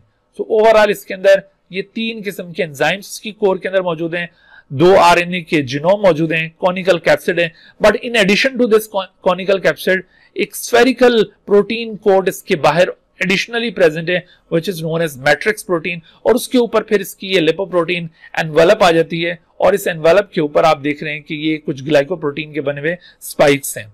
Each spike consist of 2 region, एक इसका ये टर्मिनल हेड लाइक पोर्शन है which is made up of glycoprotein 120, ठीक है, और दूसरा पोर्शन ये ग्लाइकोप्रोटीन 41 है जो कि इस तरह से एक बैरल शेप स्ट्रक्चर है जो कि लिपोप्रोटीन मेम्ब्रेन के अंदर एम्बेडेड है। दरअसल ये जो ग्लाइकोप्रोटीन 120 है this is responsible for the attachment, इसके जरिए अटैचमेंट होगी इसकी होस्ट सरफेस के साथ, और glycoprotein 41 actually ensures the fusion, यानी इसकी जो अंदर फ्यूजन होती है ये जज्ब हो जाता है होस्ट सेल के अंदर, तो that fusion is ensured by the glycoprotein 41। दोनों के आपने रोल स्पेसिफिकली याद रखने, ठीक है। तो this was the structure of HIV। अब जरा HIV की लाइफ साइकिल मुलाहिजा कीजिए। HIV का जो टारगेट सेल है वो T लिम्फोसाइट्स हैं, the target cells are T lymphocyte. इसके अलावा कुछ ब्रेन सेल्स भी इसका टारगेट बन जाते हैं बाजुकात, लेकिन मेन टारगेट T लिम्फोसाइट्स हैं। Why T lymphocytes? Because T lymphocytes जो हेल्पर T लिम्फोसाइट है, अभी इम्यूनिटी में हम इसका रोल पढ़ेंगे, they are very much important for the immunity. तो हेल्पर T लिम्फोसाइट उनकी सरफेस पर खास किस्म के रिसेप्टर्स होते हैं which are called cluster differentiation 4 receptor, यानी CD4 रिसेप्टर। तो ये CD4 सेल्स भी कहलाते हैं। अगर आपसे पूछा जाए कि which of the following are the host of HIV, तो T लिम्फोसाइट्स अगर ऑप्शन गिवन है तो ये पिक करेंगे, या फिर अगर इसके अल्टरनेटिवली CD4 सेल्स का ऑप्शन गिवन है तो आपने CD4 सेल्स का ऑप्शन पिक कर लेना है, ये भी राइट आंसर होगा। तो अब CD4 रिसेप्टर के ऊपर इसकी ग्लाइकोप्रोटीन 120 ये बाइंड करती है और उसके बाद फिर ग्लाइकोप्रोटीन 41 की मदद से ये फ्यूज कर जाता है। तो आप देखिए सबसे पहला स्टेप यहाँ पर अटैचमेंट या एड्सॉर्प्शन का कहलाएगा, जिसमें ये ग्लाइकोप्रोटीन 120 इन्वॉल्व हो रही थी, और दूसरा स्टेप पेनिट्रेशन एंड अनकोटिंग है। तो यहाँ पर ग्लाइकोप्रोटीन 41 इन्वॉल्व हो रही है, तो ये सेल मेम्ब्रेन इसके साथ फ्यूज कर, इसकी जो एनवेलप थी वो सेल मेम्ब्रेन के साथ फ्यूज कर गई है और कॉनिकल कैप्सिड अंदर दाखिल हो गया है, और अंदर दाखिल होते ही conical capsid will be removed. इस इवेंट को अनकोटिंग कहा जाता है। यहाँ पर अलग से यहाँ पर इस इवेंट को मेंशन नहीं किया हुआ, बहरहाल आप याद रखें पेनिट्रेशन एंड अनकोटिंग ये सेकंड इवेंट के जरिए इकट्ठे एक्सप्लेन किए जा रहे हैं। उसके बाद फिर क्या होगा कि ये आपको वायरल जो आरएनए नजर आ रहा है, इस वायरल आरएनए की रिवर्स ट्रांसक्रिप्शन होगी। एक एंजाइम रिवर्स ट्रांसक्रिप्टेज यहाँ पे इन्वॉल्व होता है, जो वायरल कैप्सिड के अंदर ही ऑलरेडी मौजूद था। तो वो रिवर्स ट्रांसक्रिप्टेज इस सिंगल स्ट्रैंडेड आरएनए से अब एक सिंगल स्ट्रैंडेड डीएनए फॉर्म करेगा, और चूंकि ये डीएनए इस आरएनए का कॉम्प्लीमेंट्री होगा, इस वजह से इस डीएनए को cDNA कहा जाएगा। तो जब ये इस तरह से सिंगल स्ट्रैंडेड cDNA बन जाता है, that is called reverse transcription. तो अब ये फोर्थ इवेंट में आपको दिखाया कि जो वायरल आरएनए उसका काम खत्म, अब वायरल आरएनए डिसइंटीग्रेट हो जाएगा, the break down of the viral genomic RNA वो खत्म। अब पांचवें इवेंट में क्या दिखाया कि वो जो सिंगल स्ट्रैंडेड cDNA बना था, अब उसकी रेप्लिकेशन होगी, and after replication it will be converted into complete double stranded cDNA। तो ये जो कंप्लीट डबल स्ट्रैंडेड cDNA है, नेक्स्ट इवेंट के दौरान आप देख रहे हैं कि ये इंटीग्रेट होने जा रहा है। इंटीग्रेशन का मतलब है कि it becomes the part of the host chromosome, host के डीएनए के अंदर इंसर्ट हो जाएगा ये। तो यहां पर सेकंड एंजाइम वर्क कर रहा है, जो अभी आपको मैंने बताया था इंटीग्रेज एंजाइम। इंटीग्रेज एंजाइम के जरिए दरअसल ये इंटीग्रेशन या इंसर्शन इंश्योर होती है। तो बाज़ औक़ात हम किसी वायरस के लिए जो ड्रग तैयार करते हैं ना, तो वो एंटी इंटीग्रेज एक्टिविटी रखने वाली कोई ड्रग होती है, यानी वो इंटीग्रेज इनहिबिटर्स होते हैं जो वो वायरल डीएनए को इंटीग्रेट नहीं होने देते होस्ट जीनोम के अंदर। और जब तक याद रखो ये इंटीग्रेट नहीं होगा, ये एक्सप्रेस भी नहीं करेगा, क्योंकि सूनर और लेटर ये अगर बाहर रहा साइटोप्लाज्म में तो ये पकड़ा जाएगा। इसी वजह से इसकी कोशिश है कि ये अंदर इंसर्ट हो जाए। तो ये इंटीग्रेशन, और उसके बाद फिर ये आप देख रहे हैं जैसे ही इंटीग्रेट करता है तो इस स्टेज पर, इस 7th पॉइंट जो आपको दिखाया गया है, इस स्टेज पर इसे कहा जाएगा प्रोवायरस। याद रखो कि वो जो आपने अभी HIV की उसकी बैक्टीरियोफेज की लाइफ साइकिल देखी थी, उसमें भी लाइसोजेनिक फेज के दौरान उसको प्रोफेज कहा जाता है। प्रोफेज, लाइसोजेनिक के दौरान उसे क्या कहते हैं? प्रोफेज। लेकिन आपने देखा था कि प्रोफेज एक इनएक्टिव स्टेट होती है, प्रोफेज की स्टेट में वो एक्टिव नहीं होता, जबकि प्रोवायरस की स्टेट में ये एक्टिव होगा। और ये एक्टिव होने की सूरत में क्या करेगा कि ये mRNA सिंथेसाइज करेगा, अपना mRNA, और इसके साथ साथ आपको यहां पर वायरल जीनोमिक आरएनए की सिंथेसिस भी होती हुई नजर आ रही है। तो ये दोनों इवेंट आपने याद रखने, ये 8 और 9 इवेंट, इनमें वायरल mRNA की सिंथेसिस और वायरल जीनोमिक आरएनए की सिंथेसिस होगी। और फिर नेक्स्ट आप देखिए कि वायरल mRNA अब ये ट्रांसलेट होगा और स्ट्रक्चरल प्रोटीन्स बनेंगी, लार्ज स्ट्रक्चरल प्रोटीन्स। और ये जो अब लार्ज स्ट्रक्चरल प्रोटीन्स बनी हैं, इन लार्ज स्ट्रक्चरल प्रोटीन को यहां पर तीसरा एंजाइम वर्क करेगा जिसे प्रोटीएज कहते हैं। तो ये क्या करता है प्रोटीएज एंजाइम? ये लार्ज स्ट्रक्चरल प्रोटीन को चॉप अप करके छोटे टुकड़ों में तब्दील कर देता है, और वो फिर छोटे जो फ्रेगमेंट्स होंगे वो इस वायरल बॉडी को कंपोज करेंगे। यानी अगले इवेंट के अंदर अब इनकी होगी मैचुरेशन। तो वो जो वायरल जीनोमिक आरएनए था वो इन वायरल प्रोटीन के साथ कंबाइन करके कंप्लीट वायरल पार्टिकल बनेगा, जिसको वायरियन कहा जाता है। तो इस तरह से जब इनकी असेंबली और ये मैचुरेशन कंप्लीट हो जाती है तो फाइनली इनके रिलीज का वक्त आता है। लेकिन याद रखो कि यहाँ पर कोई लाइसिस नहीं होनी है, यहाँ पर ये चिपके से रिलीज होगा, लेकिन जाते जाते होस्ट की मेम्ब्रेन को अपने ऊपर इनक्लोज कर लेगा। अब यहाँ पर आप देखो कि अगर एक HIV दाखिल हुआ था और वो बार बार यहाँ पर रेप्लिकेट होते हुए सेवरल HIV बनकर वो यहाँ से निकलेंगे, तो बेचारा T लिम्फोसाइट वो यूं छोटा छोटा छोटा होता रहेगा, क्योंकि हर HIV निकलते हुए उसकी मेम्ब्रेन का कुछ पोर्शन साथ ले जाता है, और अंदर का मटेरियल भी चूंकि लिम्फोसाइट का यूज हो रहा होता है, तो ये T लिम्फोसाइट यूं श्रिंक हो जाएगा and it becomes non functional, और अल्टीमेटली ये डिस्ट्रॉय हो जाएगा। तो यूं जब आपके टी लिम्फोसाइट्स का काउंट कम होना शुरू होता है तो आपकी जो एक्वायर्ड इम्यूनिटी है वो डेफिशिएंट हो जाती है। एक्वायर्ड इम्यूनिटी का मतलब है कि वो इम्यूनिटी जो किसी इंफेक्शन के आने की सूरत में डेवलप होनी थी वो डेवलप नहीं हो पाएगी, क्योंकि टी लिम्फोसाइट्स का नंबर कम हो रहा है। असल में हमारे बॉडी के अंदर ये कोई यूं समझ ले कि 10 लाख से ज्यादा किस्म के टी लिम्फोसाइट हैं, और हर एक टी लिम्फोसाइट एक अलग इन्फेक्शियस पार्टिकल के अगेंस्ट वर्क करने के लिए अल्लाह ताला ने उसको स्पेसिफिक बनाया हुआ है। और अगर वो पर्टिकुलर टी लिम्फोसाइट हमारे बॉडी से खत्म हो जाएगा तो वो पर्टिकुलर इन्फेक्टिंग ऑर्गेनिज्म जब भी हमारे बॉडी में आएगा जिसके लिए स्पेसिफिक था, तो वो ऑर्गेनिज्म इजीली फिर हमारी बॉडी को नुकसान पहुंचा सकेगा, हम उसको रोक नहीं पाएंगे। ठीक है, तो इसी वजह से ये HIV एड्स कॉज कर रहा है, ads acquired immuno deficiency syndrome. ठीक है जी, तो एड्स को अब हम फर्दर देखते हैं। एड्स की सिम्टम्स क्या होती हैं? एड्स एक बहुत ही डेडली डिजीज है। एड्स अगर शुरू में पता चल जाए तो इसको कंट्रोल करना पॉसिबल भी होता है, लेकिन चूंकि इसका अंदाजा ही बहुत लेट होता है तो इस वजह से इसको कंट्रोल करना डिफिकल्ट हो जाता है। बहरहाल एड्स की अगर हम सिम्टम्स देखें तो इसको हम 3 ग्रुप्स में क्लासिफाई करेंगे। पहला जो इसकी स्टेज होगी उसे एसिम्प्टोमेटिक कैरियर स्टेज कहा जाता है, और इस एसिम्प्टोमेटिक कैरियर स्टेज में रूटीन की सिम्टम्स होती हैं। यानी इसमें क्या होगा कि इसमें फीवर होगा, चिल्स होंगे, एक्ट्स होंगे, बॉडी में पेन होगा, और उसकी जो लिम्फ ग्लैंड्स हैं, लिम्फ नोड्स, वो स्वेल कर जाएंगे, इन्फ्लेमेट कर जाएंगे, और कुछ जगहों पर खारिश होती है और उससे यूं रशेस से अपीयर हो जाते हैं। अब आप देखिए कि ये वाली जो सिम्टम्स है ये कई लोगों को मुख्तलिफ डिजीजेस में होती हैं, लेकिन इसका ये मतलब नहीं है कि वो एड्स का शिकार हो रहे हैं।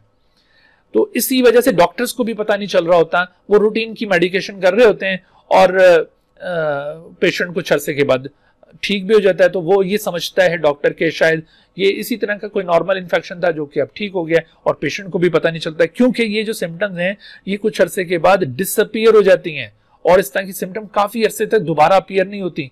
इवन 9 मंथ्स या उससे भी लंबे पीरियड के लिए ये डिसअपीयर रहेंगी। आपने ये पॉइंट याद रखना है, 9 मंथ्स या उससे ज्यादा अरसे के लिए ये आपको सिम्टम्स दोबारा नहीं मिलेंगी, लेकिन उसके बाद फिर ये सिम्टम दोबारा शुरू हो जाती हैं। अच्छा, जब ये सिम्टम्स उसकी इस तरह डिसअपीयर हो जाती है ना, तो इसके बावजूद वो जो शख्स है वो HIV पॉजिटिव होता है। अगर उस वक्त आप इसका कोई भी HIV का डायग्नोस्टिक टेस्ट परफॉर्म करेंगे तो आपको वो टेस्ट पॉजिटिव मिलेगा, क्योंकि HIV बॉडी में मौजूद है, लेकिन वो अभी स्प्रेड नहीं हो रहा। यूं समझ लें कि बॉडी ने जब वो इनिशियली उसकी वजह से अफेक्ट हुई थी तो अपने आप को थोड़ा सा वो स्टेबल करने की कोशिश कर रही है, लेकिन इसका रेप्लिकेट करने का नंबर इतना तेज होता है, इतना तेजी से रेप्लिकेट कर रहा होता है कि जाहिर है कि कुछ अरसे के बाद ये बॉडी को बहुत बुरी तरह से मुतासिर कर देता है। तो आप देखिए कि ये एसिम्प्टोमेटिक कैरियर स्टेज, इसको इसी वजह से कहते थे कि दरअसल ये कुछ अरसे के बाद ये सिम्टम्स डिसअपीयर हो जाती हैं, तो इस वजह से इसको एसिम्प्टोमेटिक कैरियर स्टेज कहा गया। अच्छा, आफ्टर 9 मंथ्स और उससे भी लंबे पीरियड के बाद दोबारा जब सिम्टम्स डेवलप होंगी तो मैंने बताया कि इसकी शिद्दत ज्यादा हो जाएगी। इस स्टेज को अब कहा जाएगा एड्स रिलेटेड कॉम्प्लेक्स। अब सही तौर पर एड्स डेवलप होगी, क्योंकि अब जो सिम्टम्स डेवलप हुई हैं ये अब खत्म नहीं हो रही होंगी। इसमें भी ऑलमोस्ट ऐसी ही सिम्टम्स हैं कि स्वेलन लिम्फ नोड्स होंगे, ये नेक रीजन में, आर्म पेट या ग्रोइन के अंदर, ग्रोइन कहते हैं जहां पर हमारी लेग्स हमारे ट्रंक के साथ जुड़ रही हैं, तो उस हिस्से में ये जो लिम्फ नोड से स्वेल कर जाते हैं, और इसके साथ साथ यहां पर भी आपको वो जो पहली स्टेज वाली सिम्टम्स थी उस तरह की नजर आएंगी। इसके अलावा आपको यहाँ पे नाइट स्वेट्स, परसिस्टेंट का फ्लू, परसिस्टेंट डायरिया, लेकिन इसके साथ साथ अब थोड़ी सिवियरिटी बढ़ गई है जो पहले नहीं थी, यानी मेमोरी का लॉस होना शुरू हो जाएगा, उसकी जो थिंकिंग एबिलिटी है वो मुतासिर हो जाएगी, वो ज्यादा क्लियरली सोच समझ नहीं सकता, और उसके अंदर ये जो जजमेंट की एबिलिटी थी वो खत्म हो जाएगी। यानी जो कुव्वत फैसला होती है ना, फैसला साजी की जो कुव्वत है वो खत्म हो जाती है। जैसे अगर उसने पानी पीने के लिए गिलास उठाना है तो अब वो फैसला नहीं कर पा रहा कि गिलास राइट हैंड से उठाए या लेफ्ट हैंड से उठाए, या अगर उसने कोई काम करने के लिए कोई एक्टिविटी परफॉर्म करनी है तो उसको समझ नहीं आ रहा कि वो करे या ना करे, तो वो इस तरह की कैफियत का शिकार हो जाता है। तो आमतौर पर अगर किसी के साथ इस तरह की कोई कैफियत हो तो उसका ये हरगिज मतलब नहीं होगा कि वो एड्स का शिकार हो गया है, इसके पीछे पूरी हिस्ट्री होती है। तो अच्छा, अब ये वाली जो सिम्टम्स हैं ये दीगर डिजीजेस में भी चूंकि पाई जाती हैं और डॉक्टर आमतौर पर दूसरी डिजीज को अज्यूम करते हुए प्रिस्क्रिप्शन कर रहा होता है और उसको आराम नहीं आ रहा होता, आखिरकार जब वो फिर एड्स का टेस्ट करवाते हैं तो उस वक्त फिर बहुत देर हो चुकी होती है और फिर ये बड़ी स्ट्रॉन्ग वो हाई स्टेज पर जा चुका होता है, यानी ग्रेटर स्टेज पर ये मर्ज जा चुका होता है और फिर इसका आराम आना मुश्किल हो जाता है।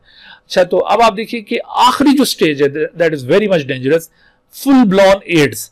फुल ब्लॉन एड्स में क्या होगा, फुल ब्लॉन एड्स में बहुत सारे इन्फेक्शंस अटैक करना शुरू कर देते हैं। खासतौर पर इन इन्फेक्शंस को हम कहते हैं अपॉर्चुनिस्टिक इन्फेक्शन। अपॉर्चुनिस्टिक इन्फेक्शन असल में वो इन्फेक्शन होता है जो आमतौर पर हमें अटैक नहीं करता because we are generally immune to that infection, हमारी बॉडी पर वो अटैक नहीं कर पाता, लेकिन वो अपॉर्चुनिस्टिक इन्फेक्शन इन पेशेंट्स को फौरन अटैक करते हैं क्योंकि इनकी इम्यूनिटी लॉस हो चुकी होती है। तो ये वाली जो सिम्टम है ये टिपिकल सिम्टम है to the full blown AIDS. इसको खास तौर पर आपने याद रखना है कि which of the following symptom is related to the full blown AIDS, ये अपॉर्चुनिस्टिक इन्फेक्शन है। इसी तरह से एड्स रिलेटेड कॉम्प्लेक्स के जो स्पेसिफिक सिम्टम्स हैं उनको आप याद रखें और इसी तरह से जो पहली स्टेज की सिम्टम्स हैं वो याद रखें, इसमें से क्वेश्चंस होंगे। अच्छा, अब सिम्टम्स के बाद आप देखिए कि इनके लिए कंट्रोल क्या है, एड्स की ट्रांसमिशन को रोकने के लिए हम क्या कर सकते हैं। तो actually it can be controlled by preventing the transfer of body fluids. असल में ये बॉडी फ्लूइड्स के अंदर मौजूद होता है ये वायरस और उसके जरिए ट्रांसमिट होता है। ये कोरोना के तरह ऐसा नहीं है कि एक इन्फेक्टेड पर्सन से दूसरे में यूं ट्रांसफर हो जाएगा तो आप अगर मास्क लगा के रखें तो आप इससे महफूज रहेंगे, ऐसे नहीं है। यहां पर क्या करना होगा, आपको बॉडी फ्लूइड से अवॉइड करना है।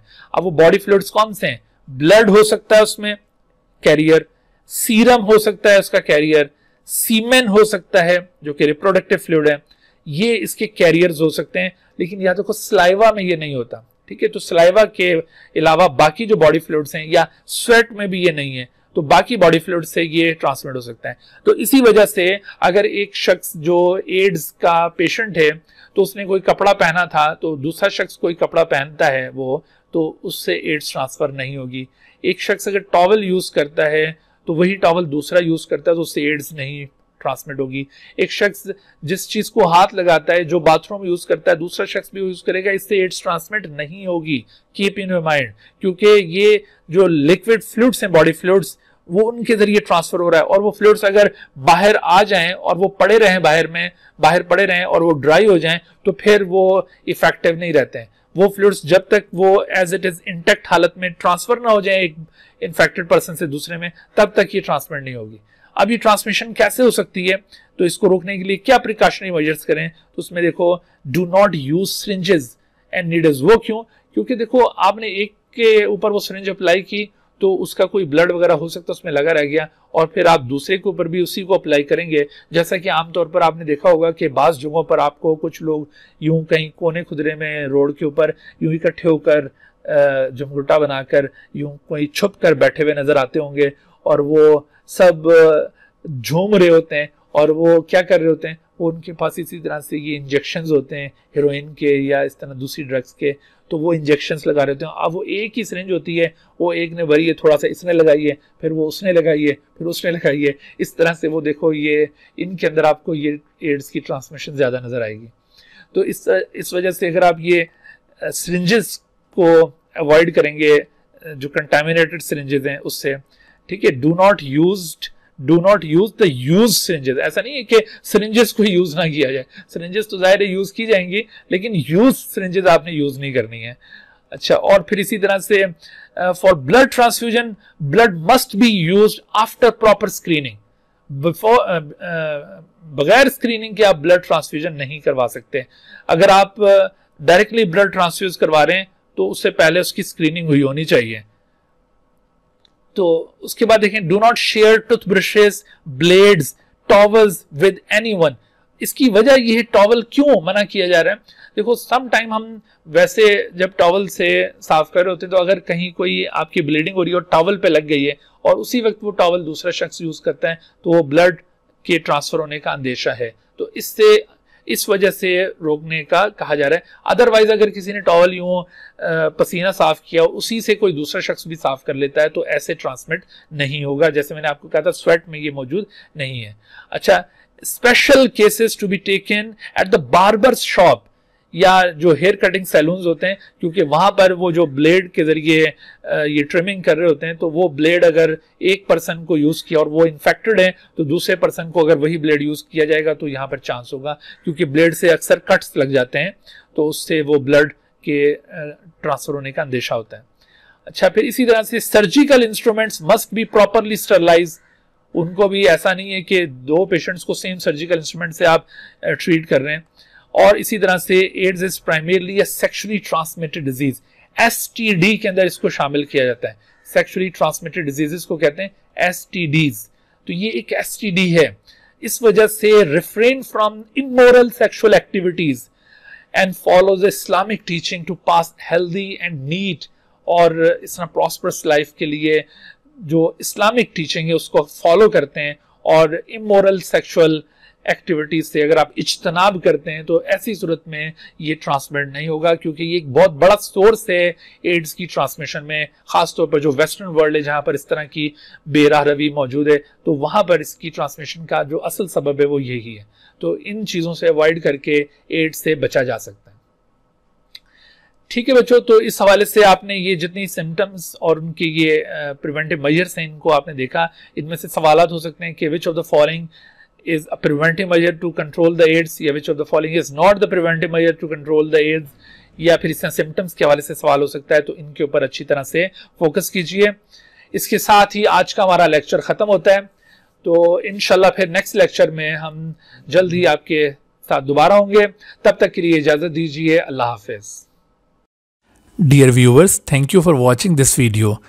If you have not subscribed this channel, kindly subscribe it and also press the bell icon below so that you could be notified about any new video lecture from Biology Guardian. And also do not hesitate to ask any question regarding this lecture. My contacts are shown on the screen. Thank you once again.